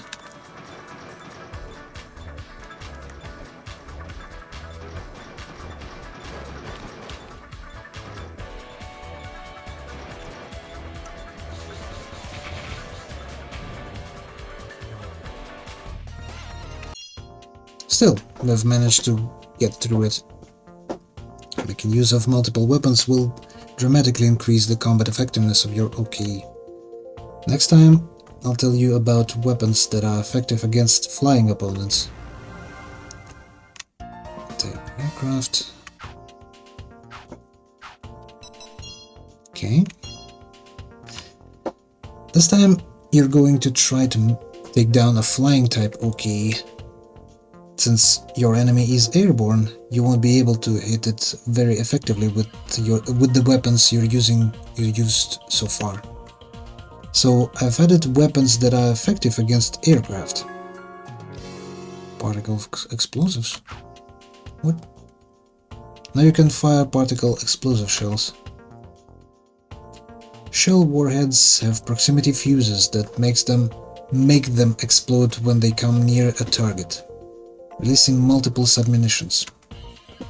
That way, even if your aim is slightly off, they will still inflict a certain amount of damage. Of course, it is still possible for all of the submunition to miss. The disadvantage of the shells is that the rounds are heavy and the rate of fire is slow. There's one more weapon I'm going to teach you about today that works well in conjunction with shells: aerial mines. Avalanche. Aerial mines float in the air and strike enemies that get too close to them. When an enemy gets near, the avalanche will launch directed submunition. Think of aerial mines as traps that you can set to ambush your enemy, as opposed to direct attack. Now I'll explain your next mission. As I mentioned before, your opponent this time is a flying OKE. Two of them, in fact. You have to destroy them. Carry out the mission by using shells and aerial mines. Okay. Am I supposed to choose a different one?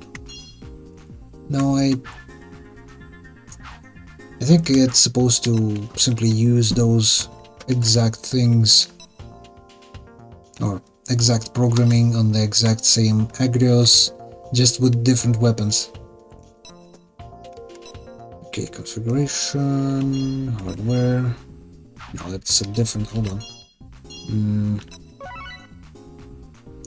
Hardware, CPU, armor thickness. I think I'll have to drop it a bit to fit the different weapon. Oh, there it is.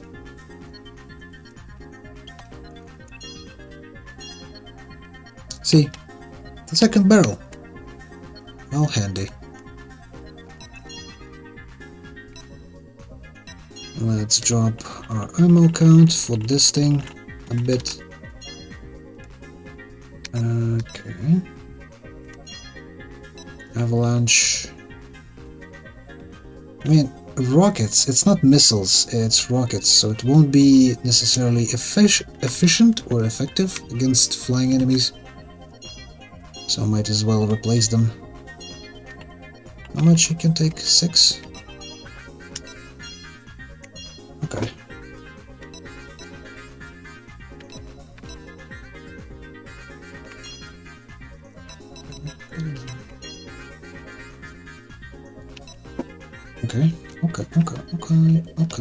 Okay. I mean, this will work, right? 6 mines, which would deploy in pair, of course. How many shells do I have? Particle explosives? 100. Should I take more? Launch heat 110, impact heat 40. Ammo amount, wait, so yeah, I cannot overheat those flying things with those shells. Also, this weapon system does not utilize the shells, so I still need to edit things a bit.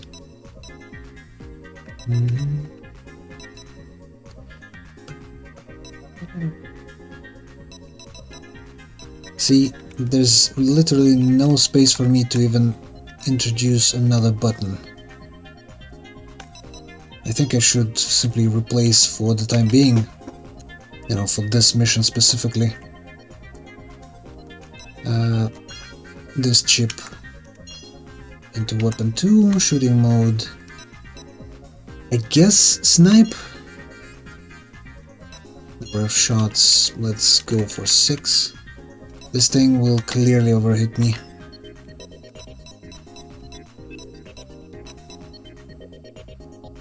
How about this?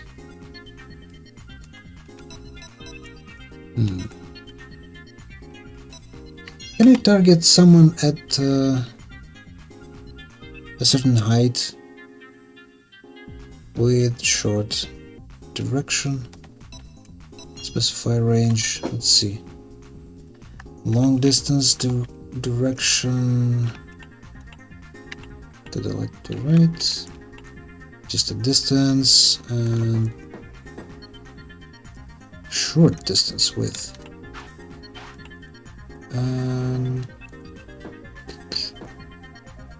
Hold on, short distance width.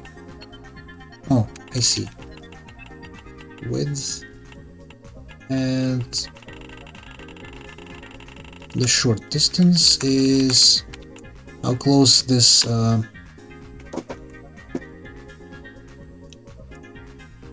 would you call it?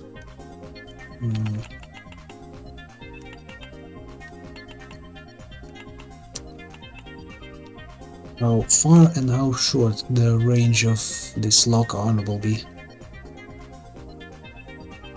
But, well, if only I could target based on height.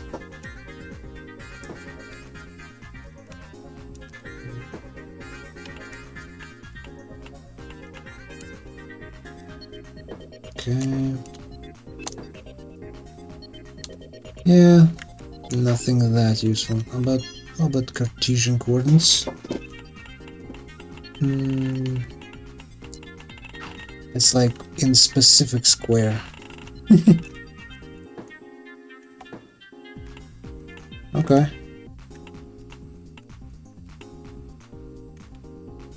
I mean, that kind of works, right?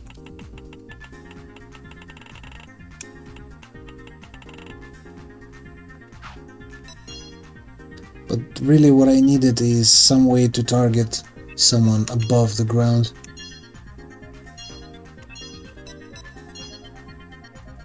Hold on. Oh Oh, yeah, okay types. Freaking genius. Flying, hovers, right? That sort of things. Right. I don't even need to switch to another, tracking. Although it's still beneficial to have multiple options for tracking. And place them in the order of priorities, like if it's on a shorter range, then you should switch to something, especially if that shorter range thing is supposed to be two-legged, multi-legged, or vehicle and such. Ground type, basically.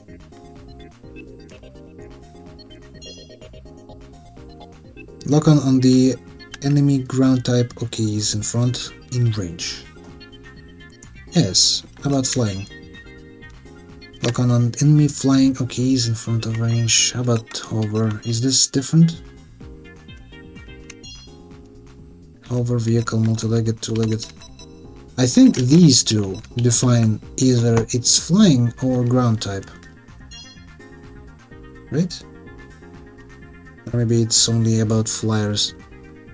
That thing needs to be tested to actually understand what type of things he can target. Unit attribute. Well, enemy, of course. Priority in front, furthest, closest. Confirm. Okay.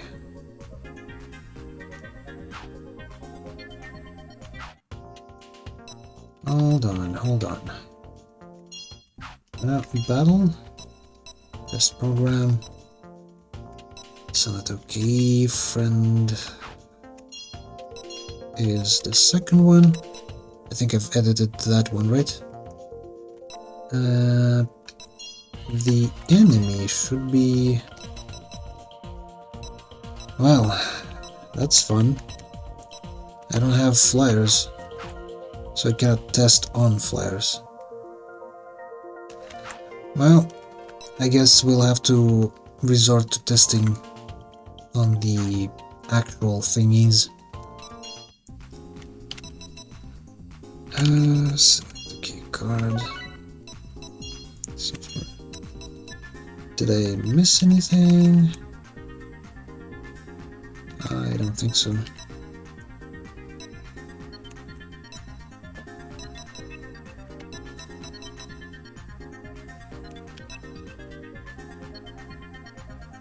It's a shame that in this setup I have the lock on and the enabling of reticle on different buttons.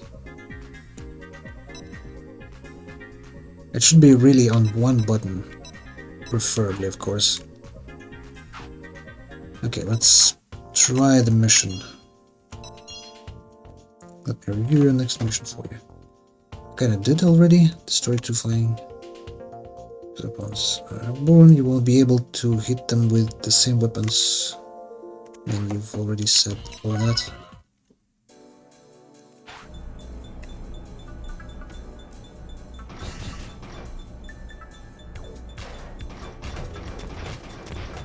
Bam, bam, bam, bam. Did I hit it?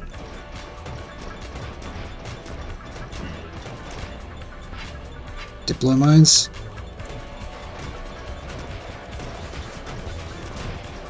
Deploy mines.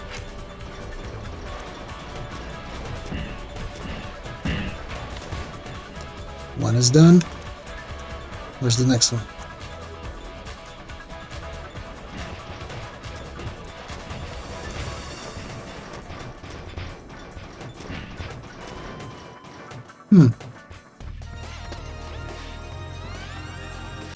I mean, it was kind of efficient.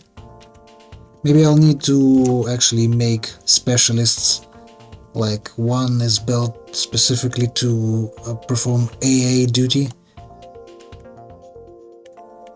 The other is probably like melee focused on, or long-ranged one. I don't know. I haven't gotten that far in the game to think about those kind of roles. See how easy it is to bring down flying enemies this way? Next time I'll teach you about weapons that are effective against very fast-moving enemies. Shotguns and missiles. Okay. Shotties, you say? This time I'm going to teach you about weapons that are effective against fast-moving opponents. You've made the F8 shotgun shell available for you to use. You can mount it on the Agrios as weapon 2.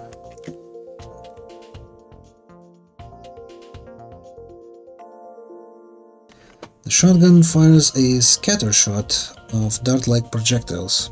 Because the projectiles are dispersed over a wide area, it is good at hitting fast-moving targets. Won't that include flying enemies? Maybe it's a bit too short of a ranged weapon, and that's why it's not efficient against high-flying enemies. Who knows? Okay, and at close quarters, the whole volley can hit the target, causing severe damage. The drawbacks of shotguns are their short range and slow rate of fire. Missile Hornet. The Hornet is a small missile launcher launched from a missile launcher. Missiles, unlike rockets, automatically home in on their target. Sometimes are multi-warhead and contain micro-missile submunitions that will deploy in proximity to the target. They are among the hardest weapons to evade. But they don't do much damage with each hit, so they are ineffective against heavily armored OKs. Think carefully about when to use rockets and when to use missiles. Now I'll explain your next mission. Your opponent is an Agrios that will shoot at you with a beam gun and rockets. Basically my previous build. It is very agile and will try to evade your attacks by using quick movement. Against this type of an enemy, the shotguns and missiles I introduced are the way to go. Go to hardware and mount these weapons, then proceed to the mission. You know what? I think without even using this evasive maneuvers type stuff that I've incorporated over here, I don't think I really need all this shit, basically, to be efficient in battle. And that is why I'm thinking, why wouldn't I dedicate this corner to actually, you know, doing something useful? Like properly using those 4 weapon slots. Do I have like any way to check how much ammo do I still have? No, I don't think so. How should we go about this? Then again, evasion might be handy because the enemy also uses the hitting or heating type weapons. Lasers and rockets both heat up my OK. They don't damage that much, but still, they can overheat me.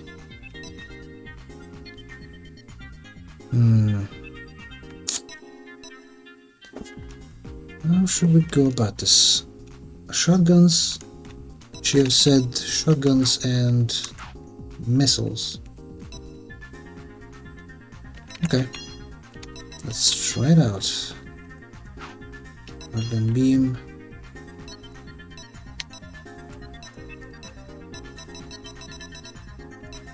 Shotgun is, as you can see, is weighing less, but does more damage per pellet. Launch hit is a smidge more than particle explosive.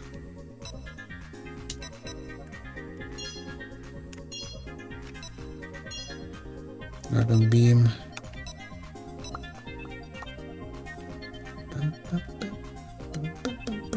You know, let's pair those things up with each other.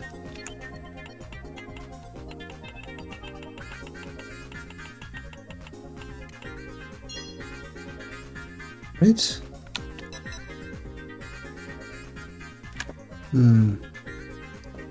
Actually, can I determine if an enemy is close enough? I think it will be a chip in the future, but for now I have to deal with this manually, I think. Unfortunate. Okay, Hornet, 12 of those, right? Yeah, that's the missile. Small missile launcher. Okay, and another Hornet. These ones will work just as well. Hold on, it's not Hornet, right? Why is it green then? Black Panther should be green. Am I missing something?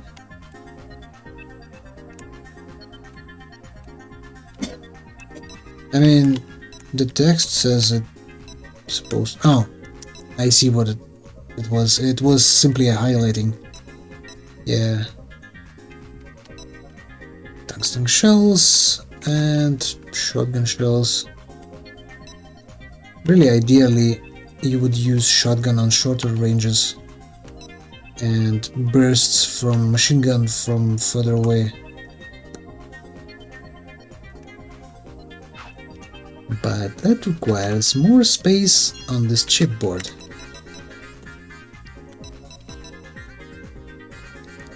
Either way, I'm still using the same setup for missiles as I've used before.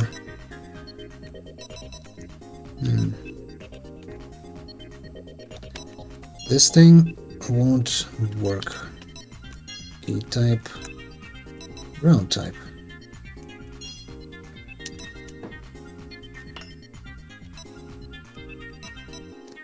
I mean, for now it doesn't really make sense to use it like this.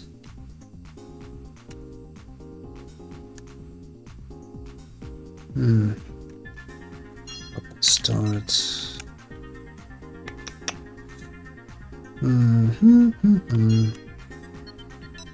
Shooting mode, random, number of shots. I guess as far as it will go. That's true.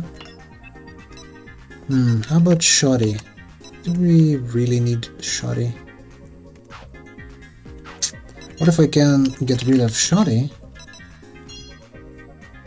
And that will free up some space for more ammo.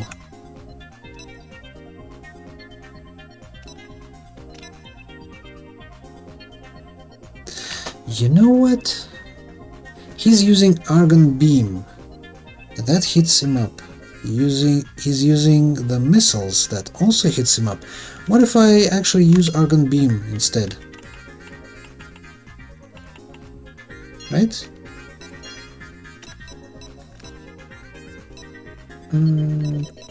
Let's go for like 20 defensive capacity.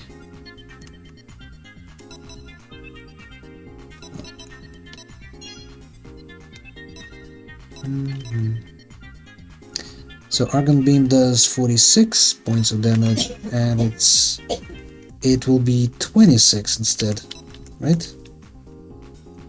Or 21 with 90mm of armor. But I also lose on cooling, so probably it's not the brightest idea to do that.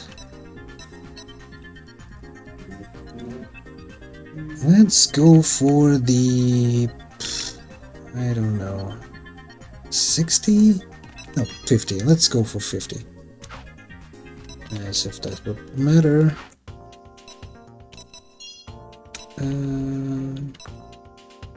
Test program. Enemy. Do I have that? Okay, no I don't. Whatever. Let's go for it.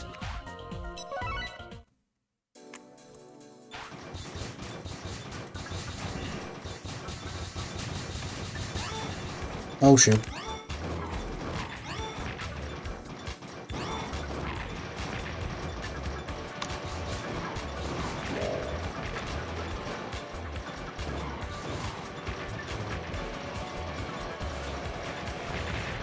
Run away!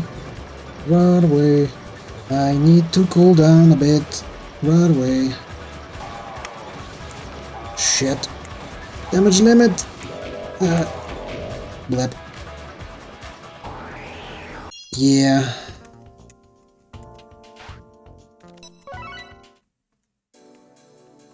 The fact that I have to use two separate buttons for this.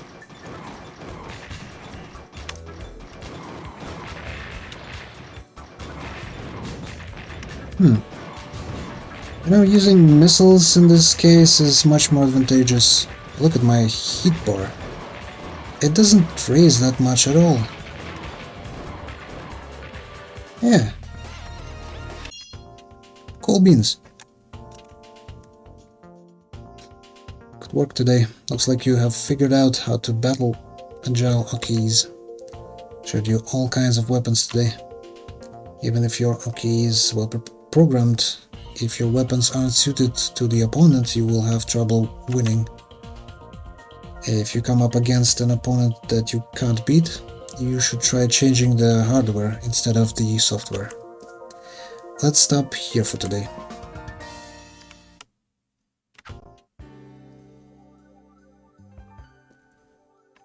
Kitchen. Commercial fridge, wow. And she already wants to eat. Who cares?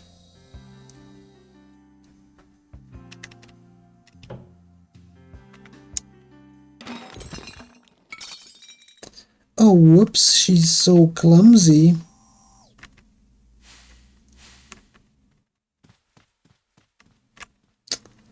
Whatever, let's go further into the programming side of the game, please. Because I'm still using manual controls for everything. I don't care about your romance, please. Go ahead with the game. Thank you.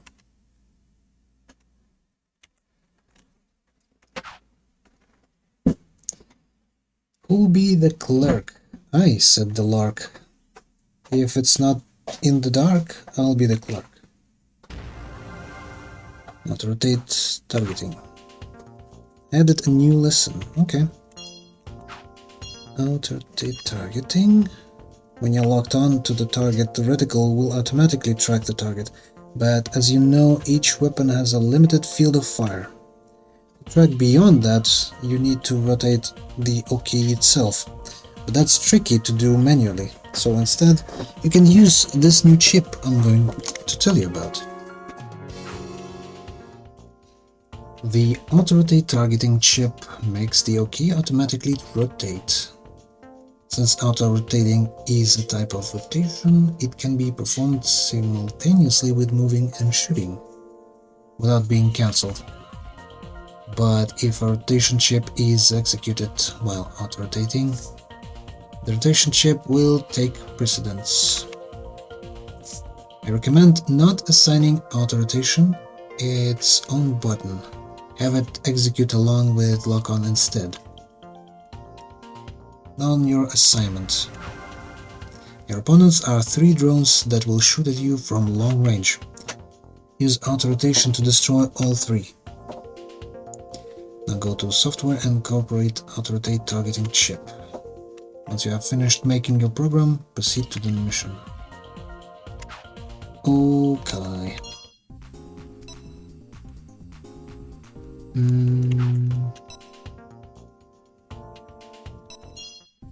How should we go about this?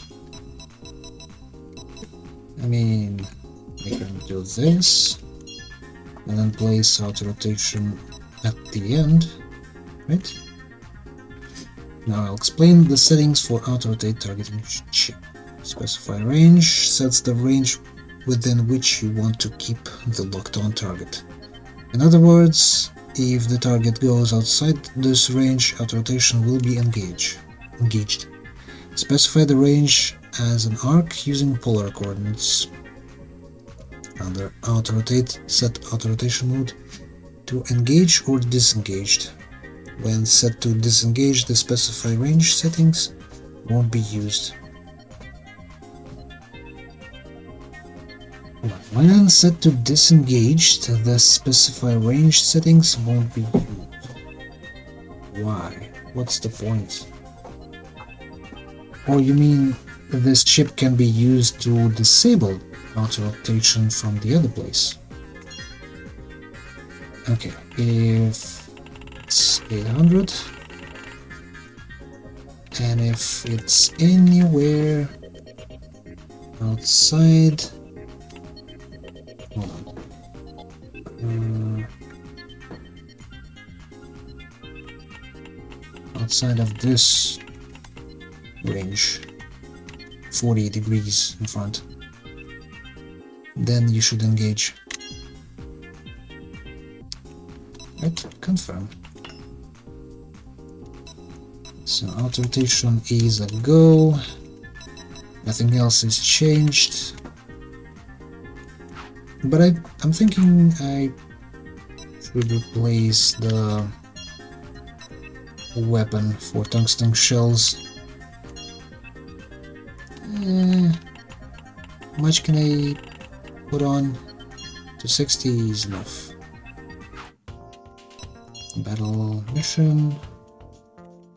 Yeah, you've told me already.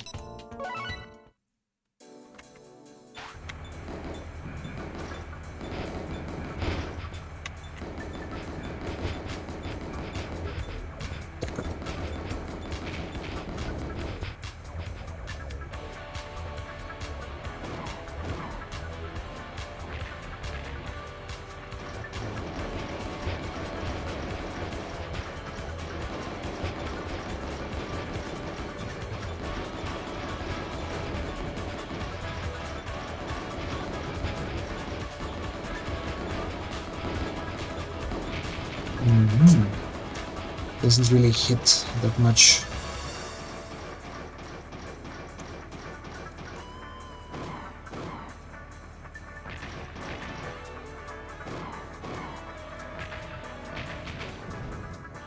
Cool. It's not the most efficient way to use it, but still. How do you like auto rotation? It makes operating the OK much easier, right? Yeah, it would do that, especially if you rely mostly on, side steps, and you can decrease the range of motion so that OK would always point towards the target with its front. Then you can easily maneuver around the enemy, like using simple strafing maneuvers. Next, I have lessons for you on the battle arena and avoiding fire. You can have them in whichever order you want. Okay. Avoiding fire, battle arena. Let's go with avoiding fire, I guess.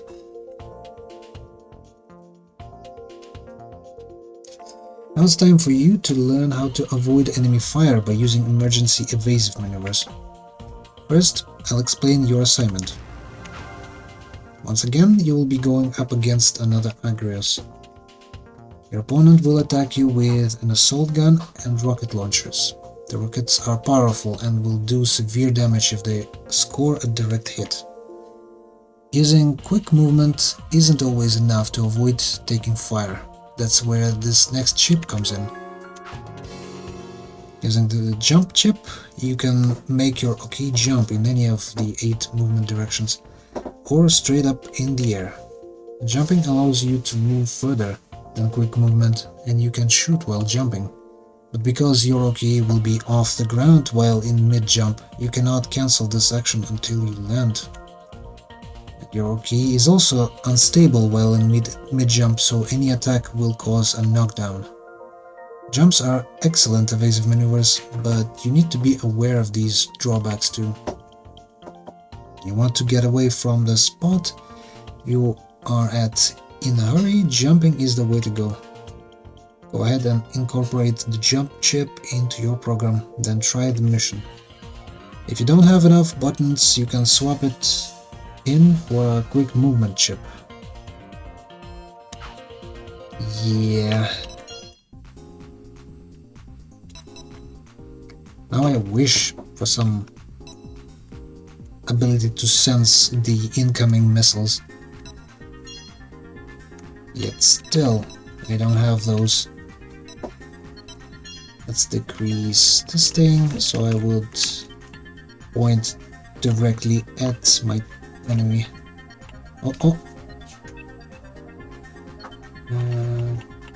Let's go slower. Yeah, the enemy should be somewhere within 4 degrees in front. Okay, and what else? Jumping, right? It's kind of hard to use this type of stuff.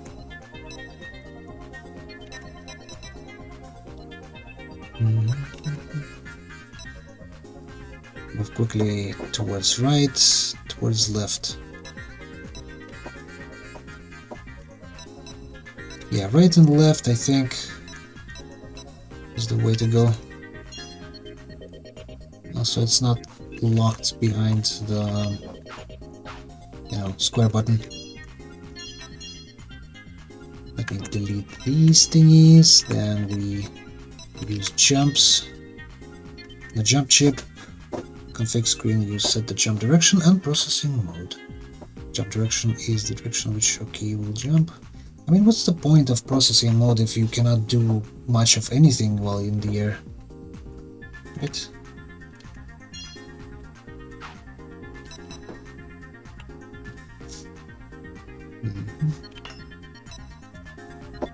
Okay, this is right. Jump direction should be right back, maybe? Right rear? To increase the distance.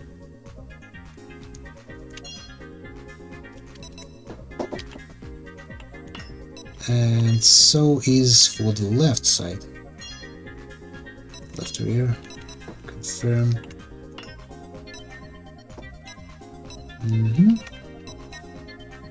Kind of like that. Stop this program. Okay.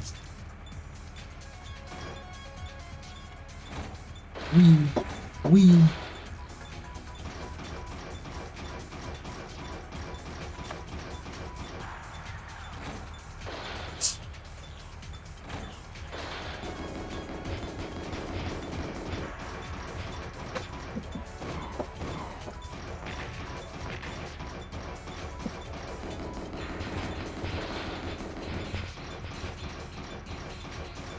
Yeah.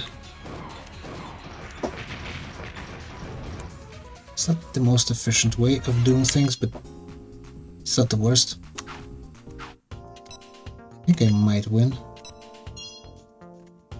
Again, no guarantees, since he uses practically the same thing as I am.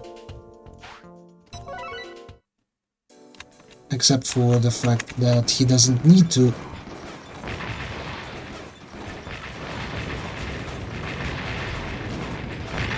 Oh shit, overheating. Ow. Why am I still overheating?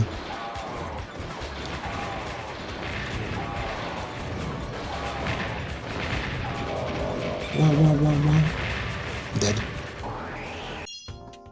Ah, yes, I know.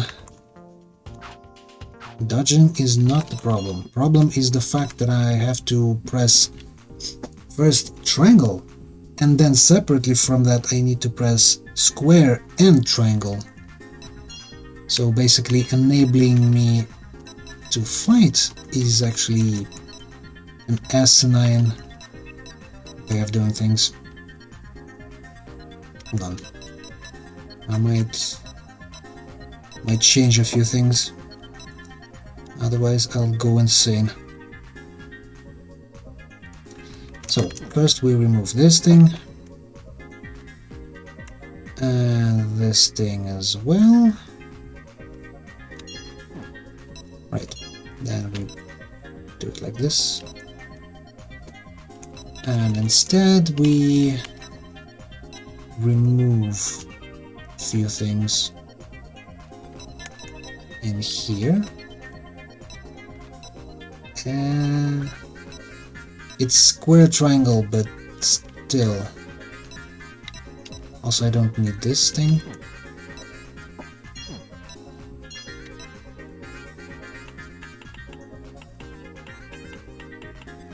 So that kind of frees up the space for something else. At least later on. Oh yeah. Yeah, of course. Because I need that space for something else. I need to enable reticle.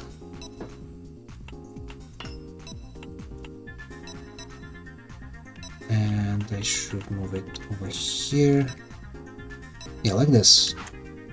Now I simply need to press square and triangle together to enable the entire thing. Mission. Let's go and try again.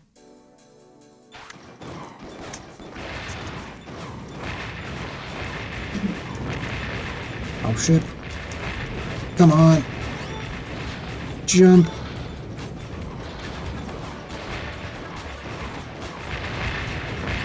Oh shit. Why am I so overheating so much? You know what? Maybe those missiles aren't the best choice in this situation. Let me switcheroo those. The Black Panthers dealt more damage, and impact heat is what's killing me over here.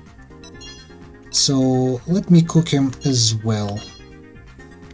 Just as much. He deserves it.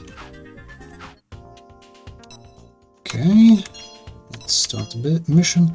The problem is that enemy Agrios starts too close to me. There's no time to prepare. And I need the time because I'm using manual control, you know?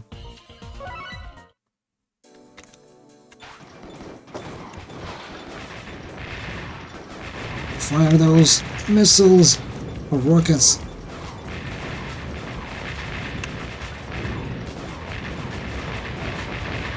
Oh shit. Oh my god. I am overheating again.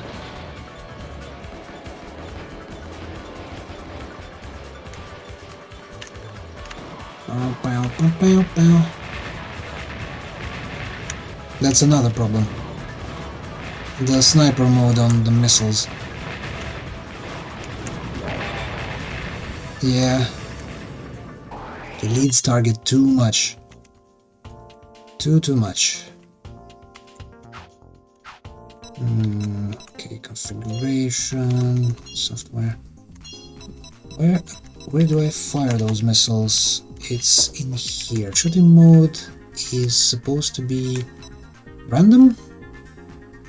I mean, it's faster, but is it beneficial for me to use random here? Still, let's try it. Shooting mode random.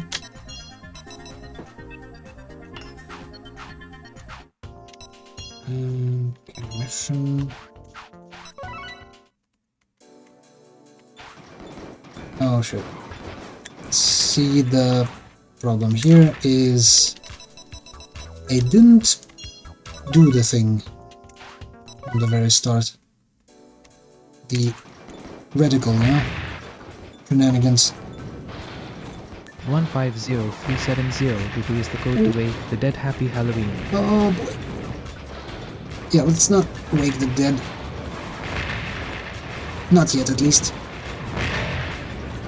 Yeah, it's too random. It sends the missiles in whatever direction. Ugh. Yeah, let's not wake the dead just yet.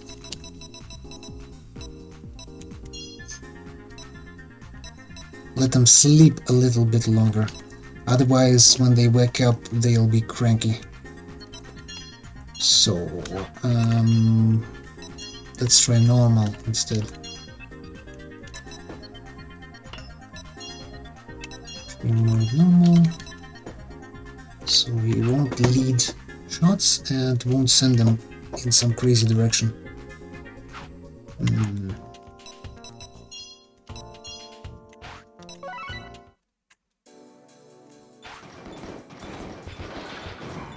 Fire those missiles! Ow.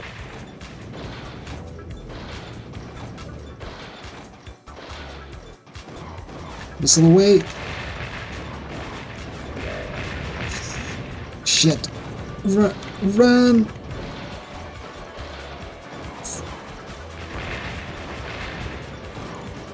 Run away! Come on! Why are you so adamant on not evading?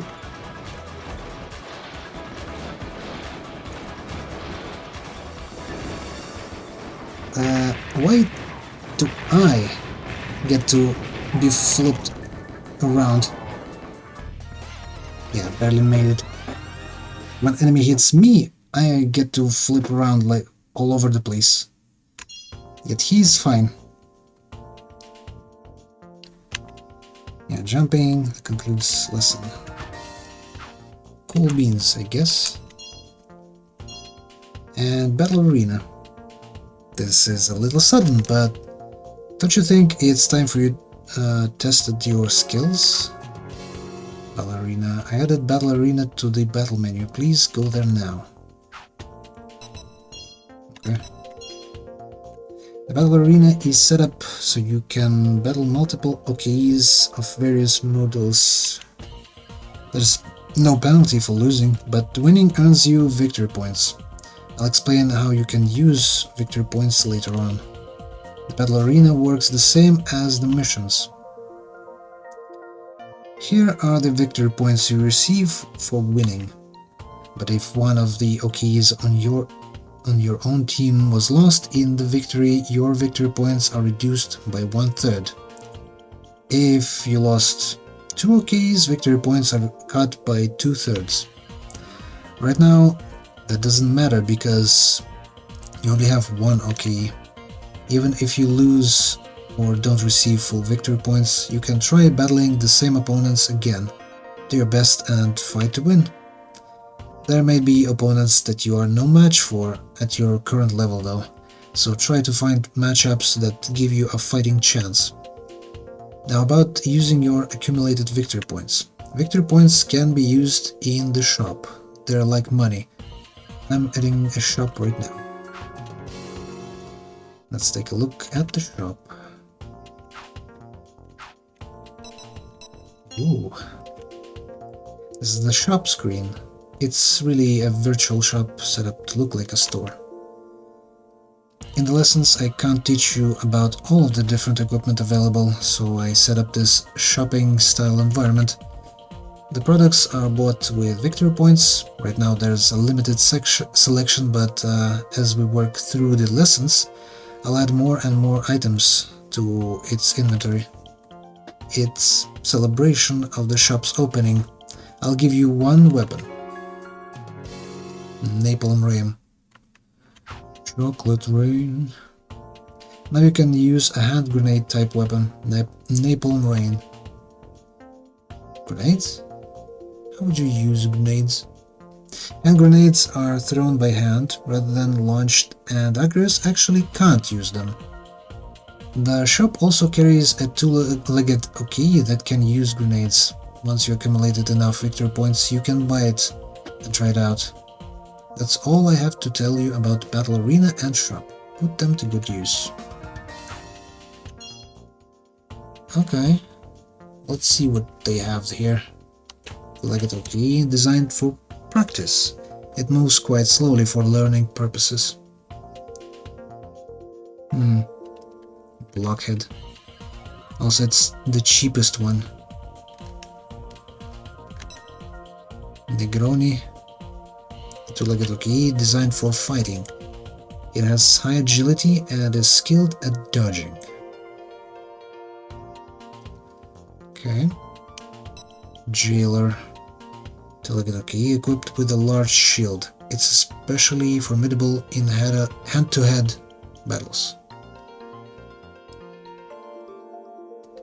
I mean, that sounds great, but can you really use that shield efficiently? Hit resist 2000, durability 900, onboard energy is quite good. Payload, you know, this specific bot is looking good if we consider only his stats. But it says here that Negroni has high agility and skilled at dodging. So this guy survives a bit differently than this one. This one survives simply by using shield, and it's quite hefty hunk of metal. This one's supposed to jump around a bit, and also I think there's a slot back there for grenades. Eggnog. What is even this? A two-legged Oki with balanced firepower and mobility. A good all-round Oki. Shadow Weaver. Firepower and melee abilities, highly versatile.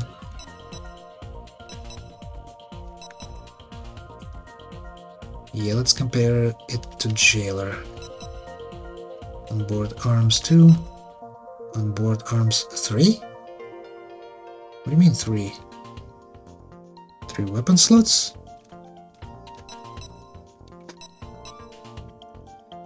Okay. Rusty nail. Yeah. Sounds promising, right? A rusty nail. But durability is even higher than Jailer. Hit resist. Hit resist is higher than Jailer. In what way is it worse then? Because they have the same price? Two-legged Oki with an emphasis on firepower. It lacks mobility but has high durability. Okay, I think this guy is something that I would prefer to fight. Well, style of fighting that I prefer. Just send everything down the range. No regard for our own safety. Two-legged Oki with that focused on melee attacks, unrivaled when it comes to close-range battles. Okay. So if I want to make some sort of melee fighter, this is the thing I need. Drinker. What is even this? It looks absolutely crazy. Two-legged Oki with a double-barreled turret and a wide launching range. Its jumping ability is also quite strong. Moonlight. Two-legged Oki with high mobility. It's quite skilled at dodging. Another bot made for dodging. Oh, and I think I recognize the form factor of this one. I think it was in the original Carnage Heart on PS1. I think it's base model that they've used. Like at the very start of the game. This thing actually looks like some sort of AA gun on 2 legs. So I'm not sure how useful this will be. Norlander is, of course, melee. This thing, I'm not sure, but it says it has high emphasis on high durability with firepower. Lacks mobility, of course. Also, it kind of reminds me of Space Marine, but only a little. I still don't have enough for anything, really. Only 100 victory points. So I'm not sure if I should buy any of it. Memory capacity 16. Really? A CPU core designed for practice. Its memory and computing speed is very slow. I mean, it will recover from EMP blasts real quick. But I doubt that you can make something efficient in only 16 chips. 100 chips is a bit more than I have right now, right? Medium-sized CPU core. It has medium-sized memory and computing speed. So basically just mid-range.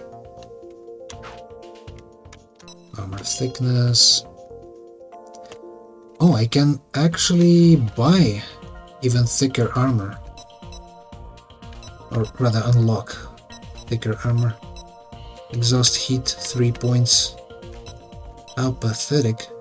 But 36 points of defensive capacity. How much is that? I think the laser actually deals 40 something, 46 damage. So you're still getting 10 points of damage from the laser, and you overheat real quick because of the exhaust heat capacity. So it's not worth it, really. Also, it's heavy. Uranium, AP shell, Nobelium shell, impact hit, armor piercing shell with the highest attack power. It's quite heavy. Armor piercing shell that this drastically raises heat levels when it hits. Slightly heavy. Plasma beam gun. A beam gun that fires red particles, drastically raises heat levels when it hits. Yeah, 240. It's a bit more than the green laser, but also launch heat as well is higher. Destructive power is about the same. Gallium beam. A beam gun that fires blue particles. It has the highest attack power out of all of the beam guns. Beam guns are supposedly the best at increasing the overheating at the enemy, so why would you trade that for just a smidge more damage? I don't get it. Corpuscle explosive. An explosive that drastically raises heat levels when it hits. It's slightly heavy. Explosive with the highest attack power. It's quite heavy. Yeah, actually banking on overheating drones. I'm not sure if that will work. So maybe this is better approach, you know, with more damage. Shotgun shells.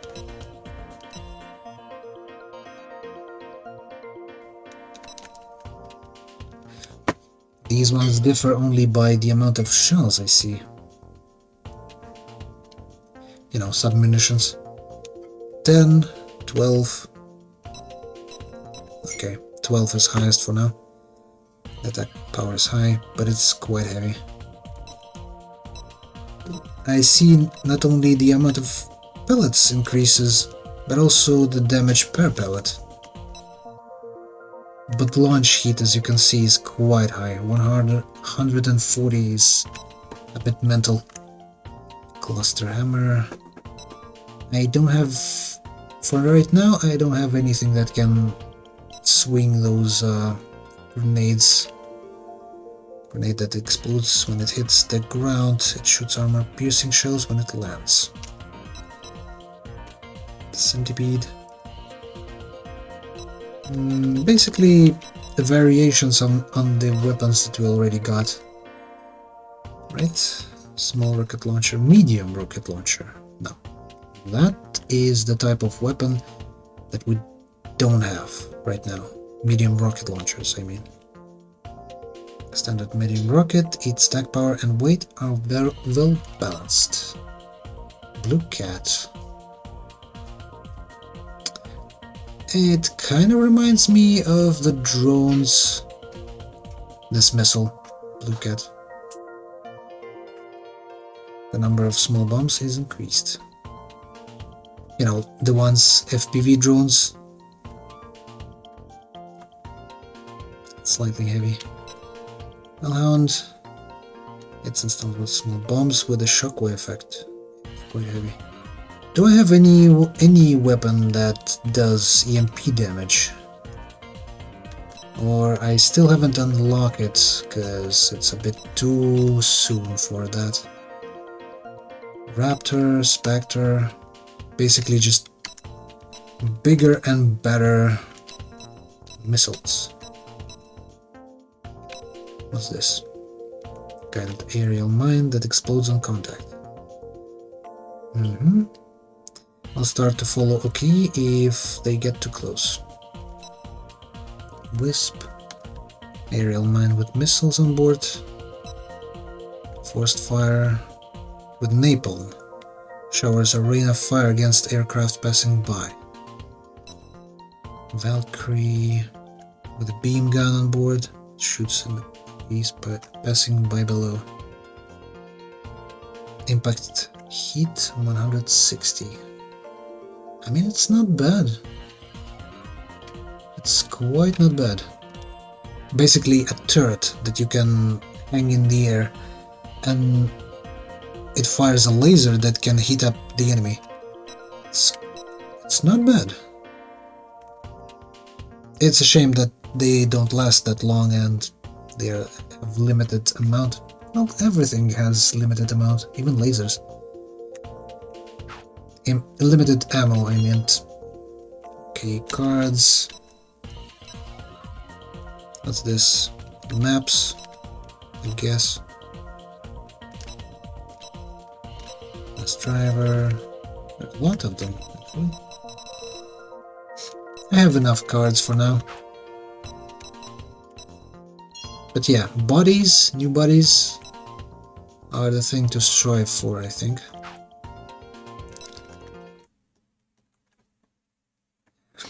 Let's stop here for today. Good work, Kyle.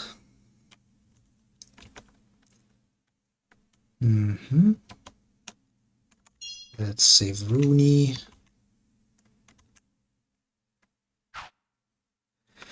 Who'll carry the link? I, said the Linnet. I'll fetch it in a minute. I'll carry the link. Welcome, Miss Chilling. Hello? Huh? Where's Kyle? Master Kyle is in his room. I came somewhat earlier than usual, so he is still reviewing the material on his own at the moment. Really? I didn't realize. Oh, I guess you're right. But I just rode over in the car you sent for me as usual. There is a newly opened road on the route from here to your university that has eased traffic congestion. As a result, you arrived 15 minutes earlier than usual. I will recalibrate the route based on this new information. Okay.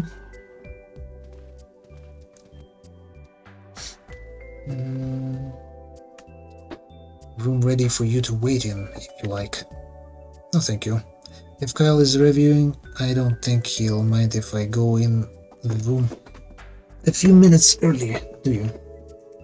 As you wish. I'll bring tea. Honestly, I would go for a tea right now. Because I'm kind of peckish. You make a delicious tea. Simply follow the recipe. Machines only do what they are programmed to do. I mean, if it has AI on board, why would they only make stuff that they are programmed to do?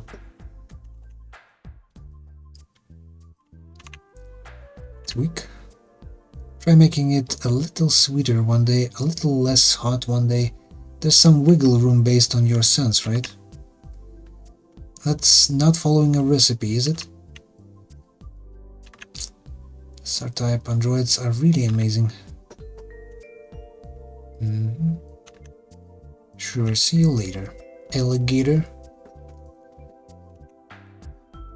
Activate map. Where'd you get a map? Accelerometers allow two-dimensional movements of users to be tracked. That's handy. That leaves no room for error, but I'll do without. It's really a huge estate. I've come here many times, but I still get lost. Yes, that will be fine. Oh, it's Kyle's voice. He must be in here. At least 3 OKs scrubbed of ID numbers within the specified time frame. The sooner the better. Everything is ready at the warehouse. Transport them there. I emailed you the address. You can decrypt the file with code B7. Yes, that's right. Weapons for all 3. If you can't get everything I ordered, that's okay, but I need at least the 3 OKs units themselves.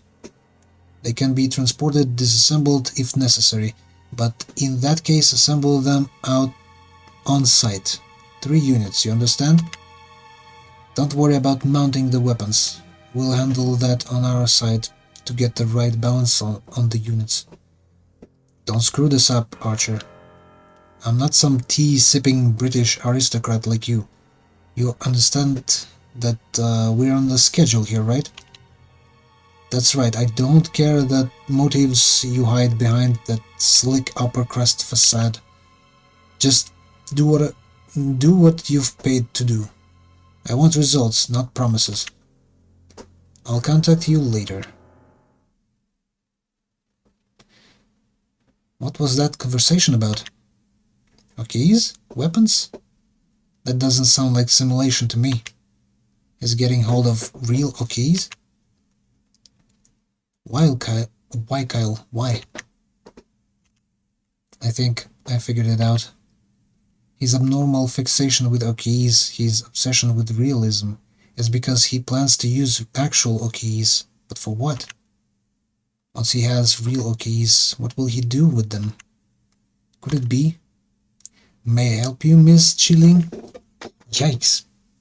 Patricia, oh. Who's there? Chilling? Hello, Kyle. I was a little early today. I see. Sorry I didn't knock. I was standing in front of your door wondering whether I should wait for the scheduled time or, It appears that I've surprised you from behind. I beg your pardon. I'm Aaron. If you're capable of surprising someone from behind, why don't you? No big deal. It wasn't your fault, Patricia. I was just in a daze. It's fine that you came early. That just means we can get started on the lesson sooner. Let's begin at once. Yes, right, so...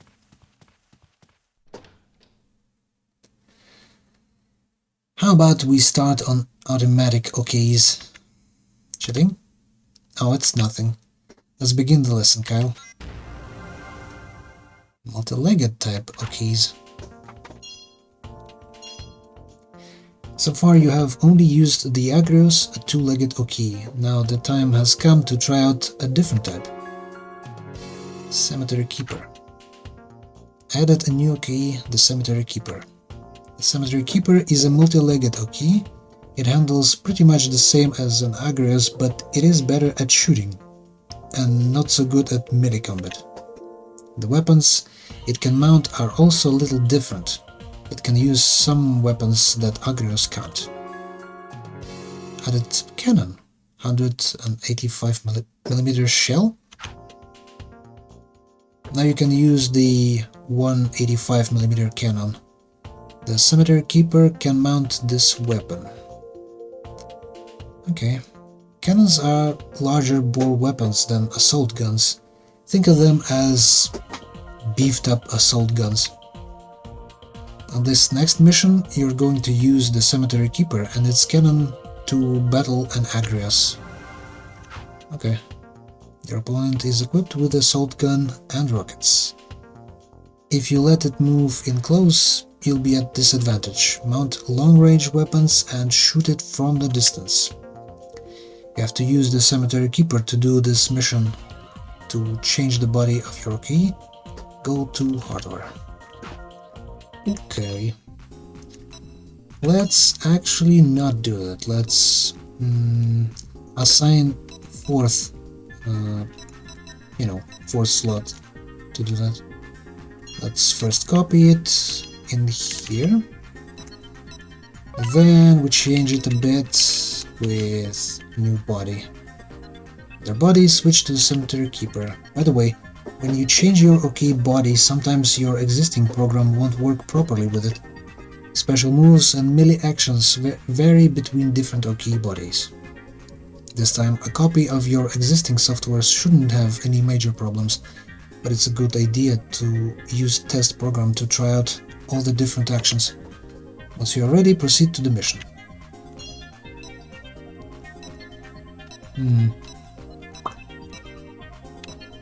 Okay.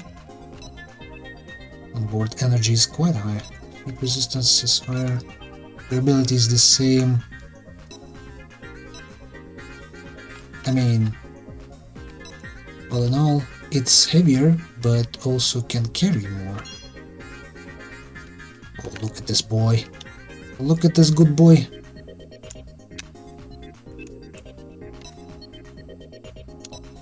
Armor thickness.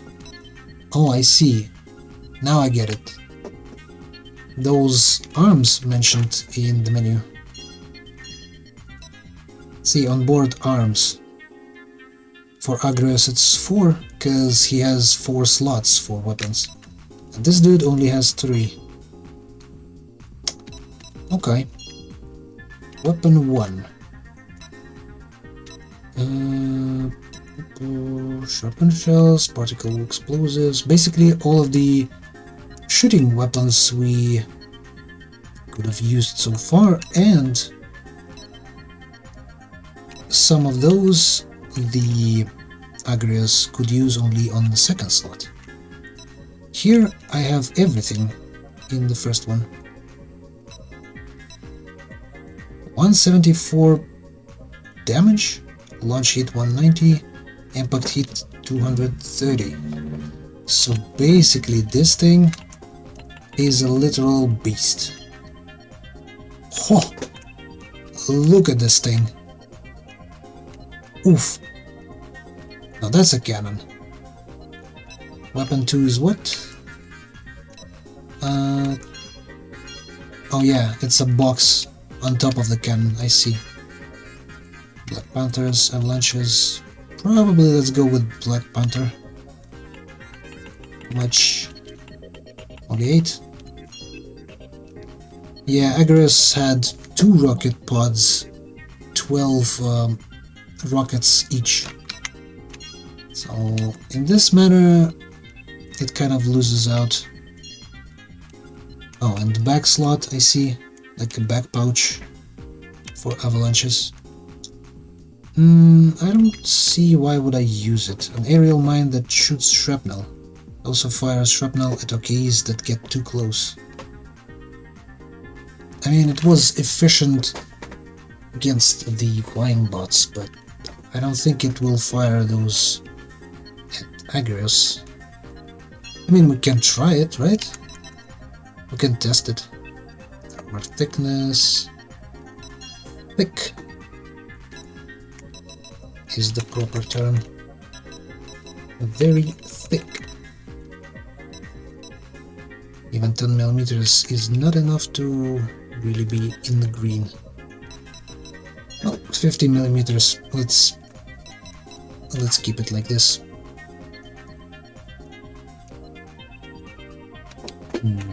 Software. I mean, can we simply use it without changes? I don't think so. These two won't work.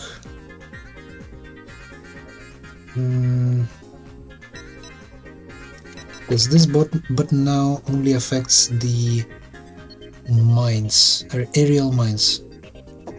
And the second weapon should be...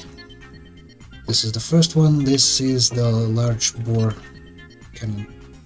Shooting mode should be probably snipe or normal. And number of shots should be decreased because it really increases heat on everything. Processing mode, shooting mode. Confirm. So this is for cannon. But I also need to use missiles, or rather rockets in this case. So weapon start, it should be second slot. And we might as well deploy the mines when we shoot rockets, because why not? Weapon start, slot 3. Right. Okay, let's test this out. Test program. Select me. Friend would be this one. I should really change the name on this one to something else. And start the test.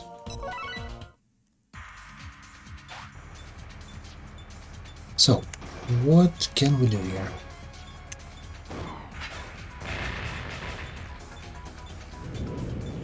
I see the mine hangs out behind me. That was one singular rocket. Doesn't really give me a good impression on the guns I'm using. Oof, oof. Yeah, 300 meters is too long of a range. 280?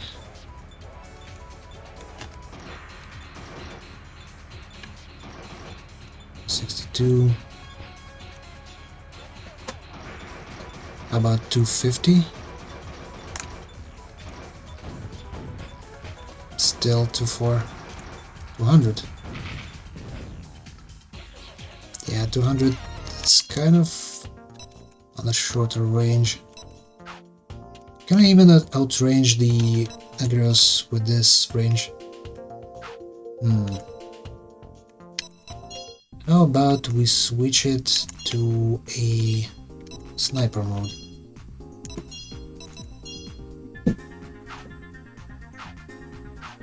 Especially because of the shorter ranges.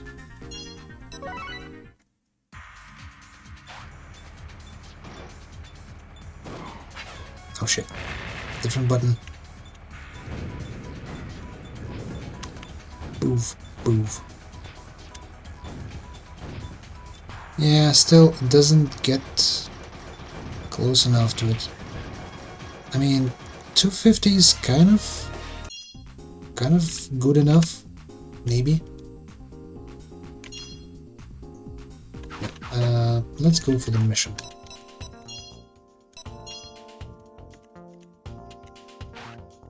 Let's try this out.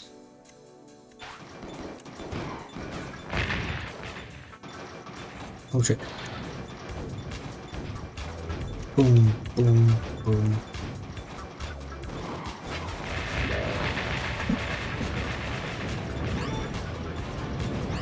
Yeah, he evades too much. Oh. That's a nope. Yeah, sniper mode is... has to be weaker in melee combat. We didn't get to melee combat, dearest. From long range, not letting close to you. Command missile launcher, deciding tactics. Yeah. That's all making sense, but not really. Cannot outrange the dude. Unless I'm aiming, you know. Unless I have some sort of additional... how would I call it? Like additional height, I guess? So the shells would travel further.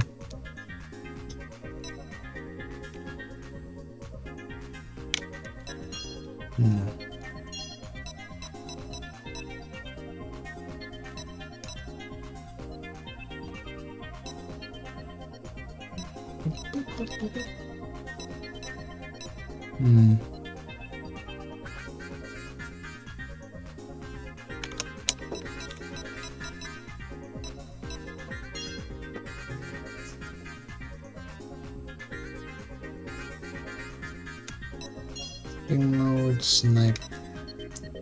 Yeah, I don't like snipe.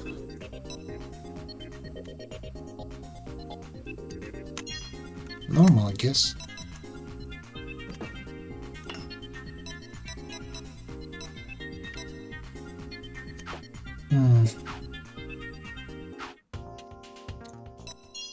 Let's try it again. Mission.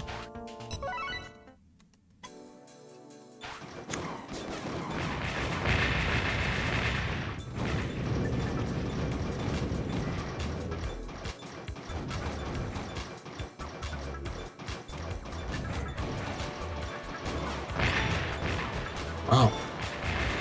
Jesus Christ. Wow. Yeah, I'm overheating with this gun.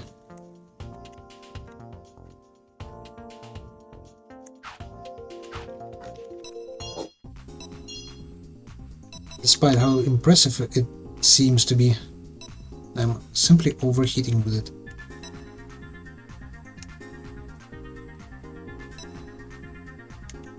Tungsten shell.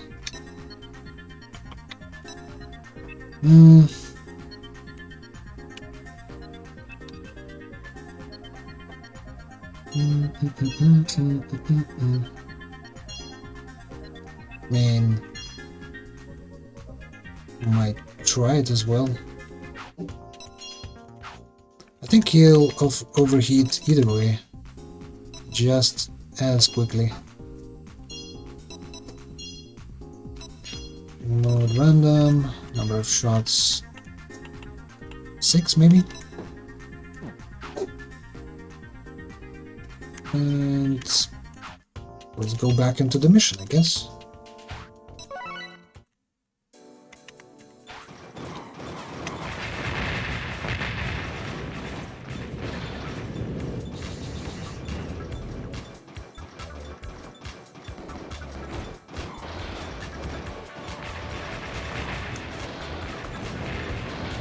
Oh yes. I need to evade for some time, so that he will overheat a bit.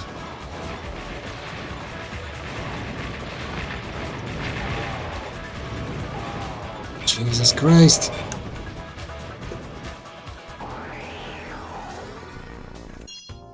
evading backwards kinda doesn't work for me now. Come on. Cannot even turn towards him. I'm already overheating. I think I should start with the evasion.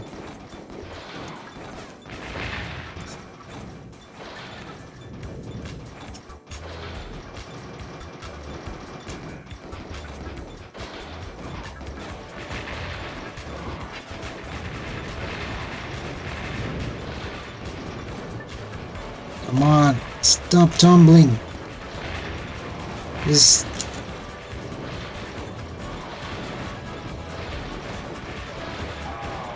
Oh shit. Yeah, Magnus is kind of doing great with his missile amount. And just look at those. 24 missiles.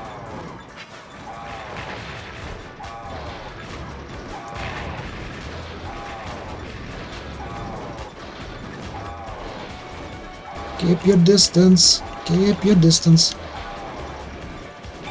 Just jump. Ah. That's the problem. Mission wants me to keep my distance, yet it places Agrios quite near me, in actual range of his fire.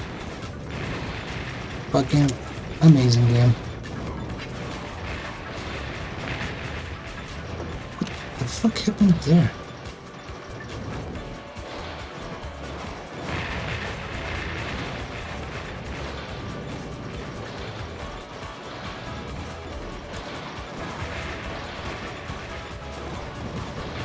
Come on. Of course I'm jumping into him now.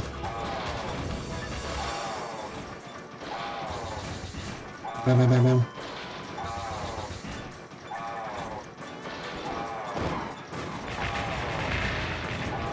How did I miss? Yeah. Cannot outrange him.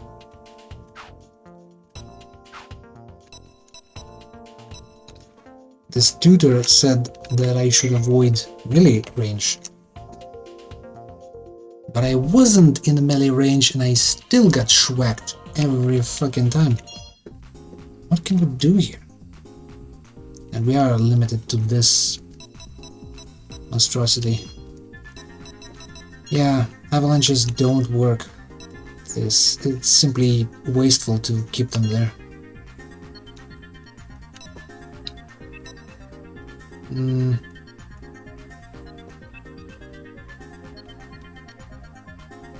I don't know, should I go for Hornets maybe?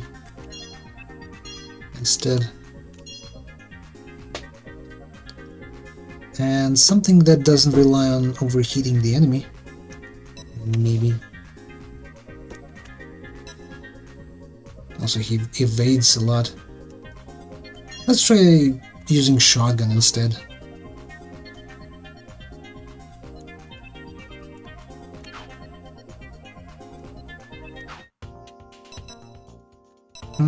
And maybe, let me see,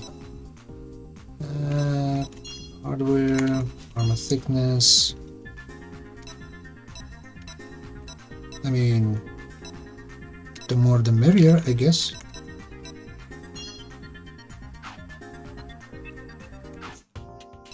Battle, mission, let's start. Send it. Fucking send it already.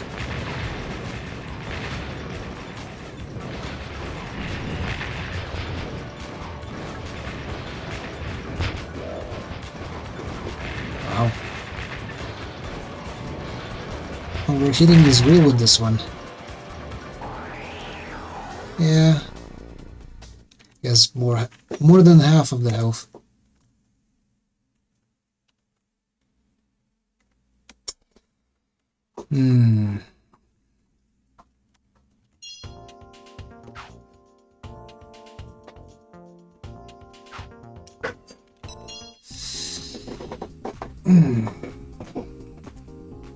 What can we do here? Game expects us to actually outrange the Agrios, which I don't think it can be done with this non-manual way of aiming. It's simply not feasible. I have like 200 meters. At that range, even assault cannons work pretty fine. So what do you want me to do? So far you have only used the Agrios two-legged type, blah blah. The Keeper is multi-legged. Okay, it handles pretty much the same as Agrios, but it is better at shooting. No, it is not. He has 8 missiles instead of 24 missiles that can fit on Agrios. By that alone, he's worse at shooting.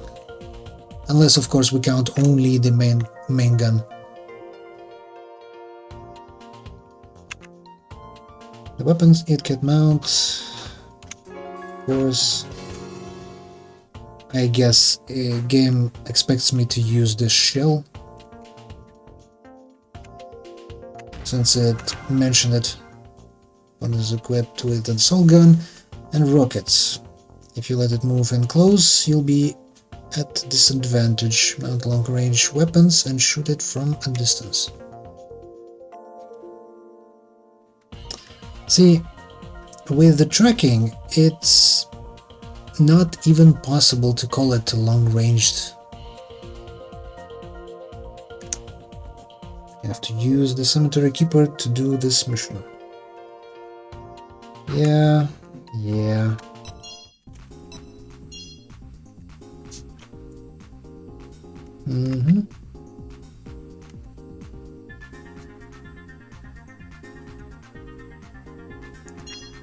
See, the thing is that they don't differ that much.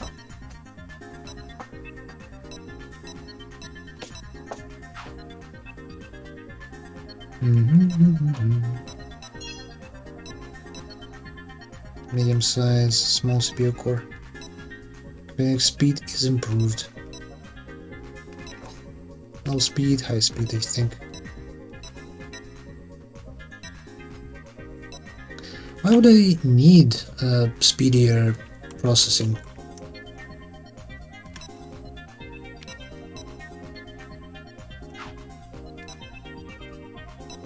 Mm-hmm. 174 points, right? One sheet is quite a lot. So one shell is the name of the game, I guess. And since it has so much destructive power, I don't need that much shells with me. Probably. Hornet, I don't even have enough time to launch anything.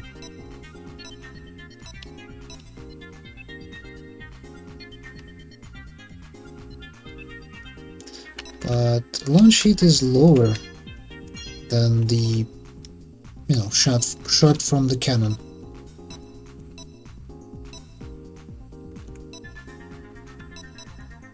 So I guess we can do it like this, and instead of barrage we should use one single shot. Processing mode, shooting mode. Snipe. Let's go for snipe. Weapon start. And this thing, I think, might be here. Second weapon, normal mode.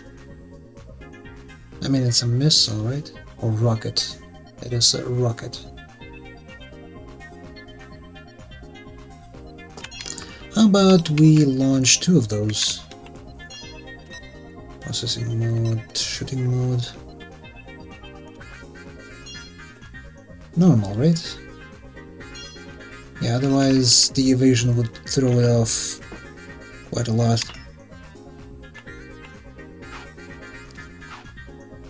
Well, let's try it this way.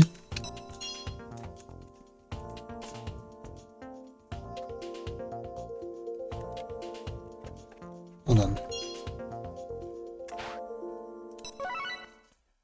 Hold on, girly.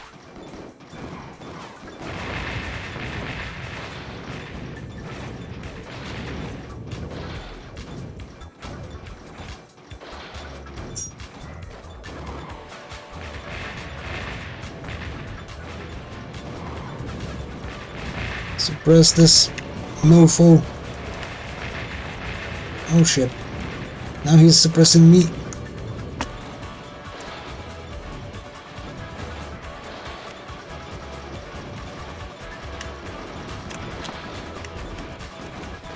Come on, shoot already.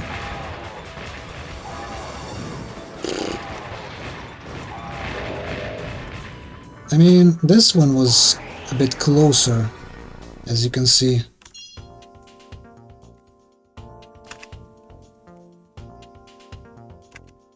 Who cares? Actually, hold on. Close combat, try mounting a shotgun. No, that would not be a good tactic. Mount a missile launcher.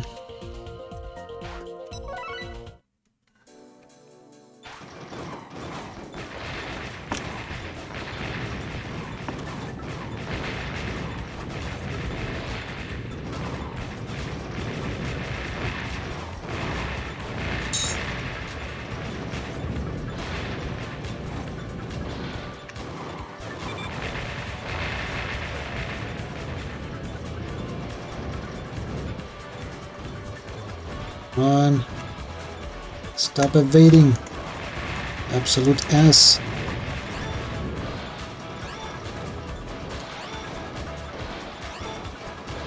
Dissipate, dissipate. Dissipate that heat, please.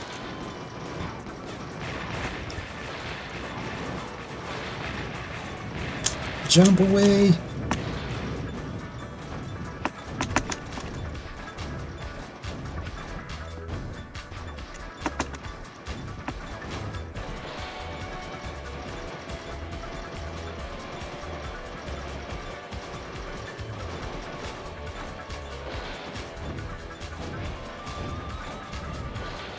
There we go.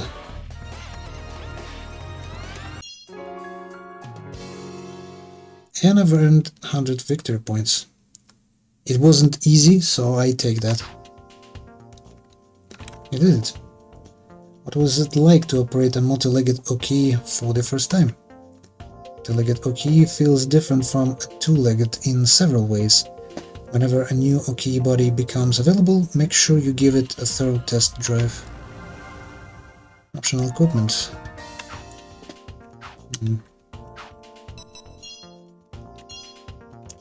Now I have a lesson for you about optional equipment. I added the option menu to hardware. Optional equipment has various effects on an Oki. Go to the hardware now so I can explain in detail.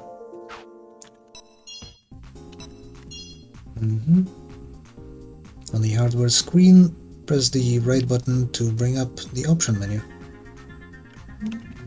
Most Okis can mount more than one piece of optional equipment. There are several kinds of optional equipment. This time I'll teach you about the two most commonly used. Self-repair. Self-repair system gradually repairs damage taken by an Oki. It takes time to repair your Oki, and maneuverability is limited while self-repair is underway. Despite this, the ability to recover from damage is a powerful asset. But a self-repair system cannot perform repairs repeatedly. It can only be used once per battle. Self-cooling system is used to cool down a hot Oki.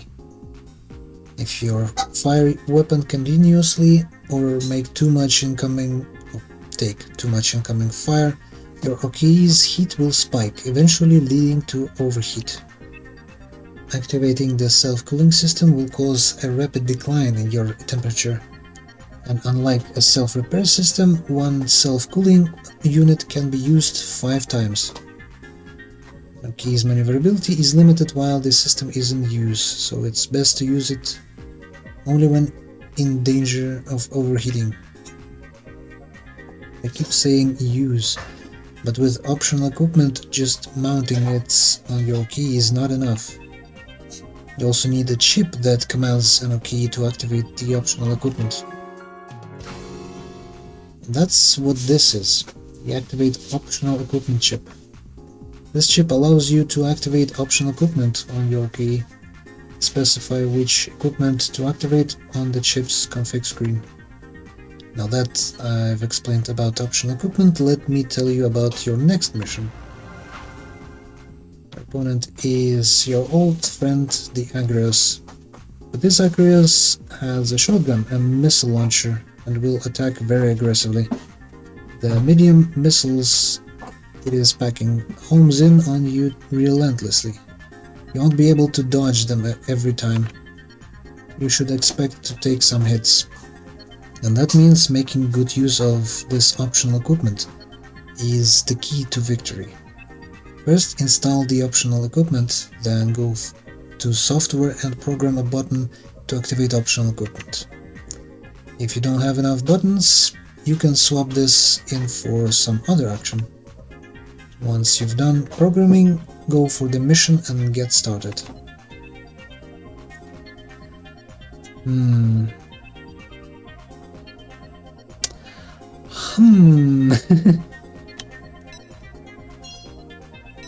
What? Self-cooling, self-repair. She had said something about shotgun and medium missiles, so I think I'd be receiving more damage rather than heat. So maybe cooling system is not the way to go here.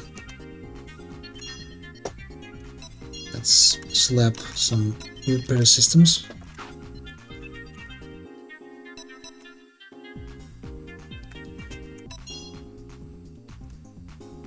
And yeah, I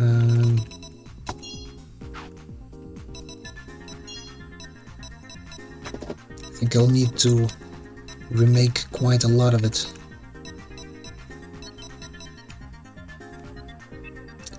Then again, I can simply buy another or install another CPU, bigger CPU, and just stop caring altogether about, you know, how complex or how big the program is. Medium-sized CPU core, its computing speed is improved. Hold on. I've seen the one in the shop. Right? This one. Medium-sized CPU core, it has medium-sized memory and computing speed. So,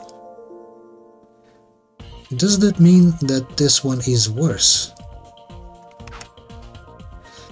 Maybe it's specifically made to withstand, you know, withstand EMPs better. Anyway, let's switch to usage of medium-sized CPUs, because it's getting quite crowded in my software compartment. Now this is I call freedom. So much space. Yeah, but I also would need to reprogram much of it.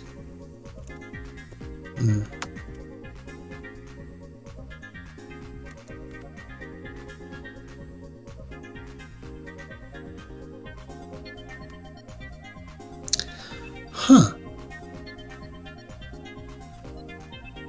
How does that work? You know, I still gonna add this guy.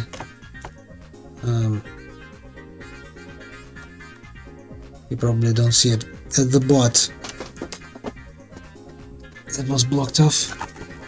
I'm still gonna add his version of viewers stuff.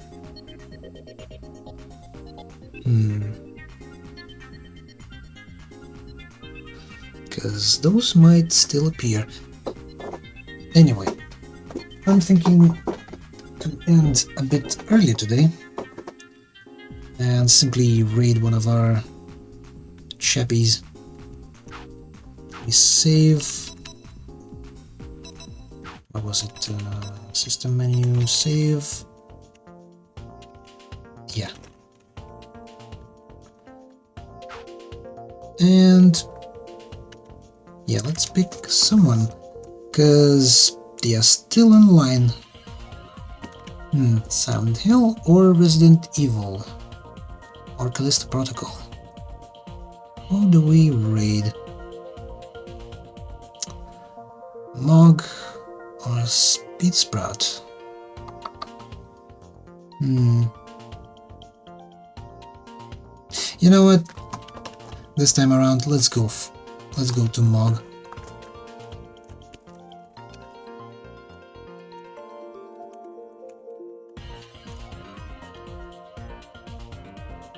But yeah, take care, guys. See you next time. You know, the usual spiel. Take care and bye bye.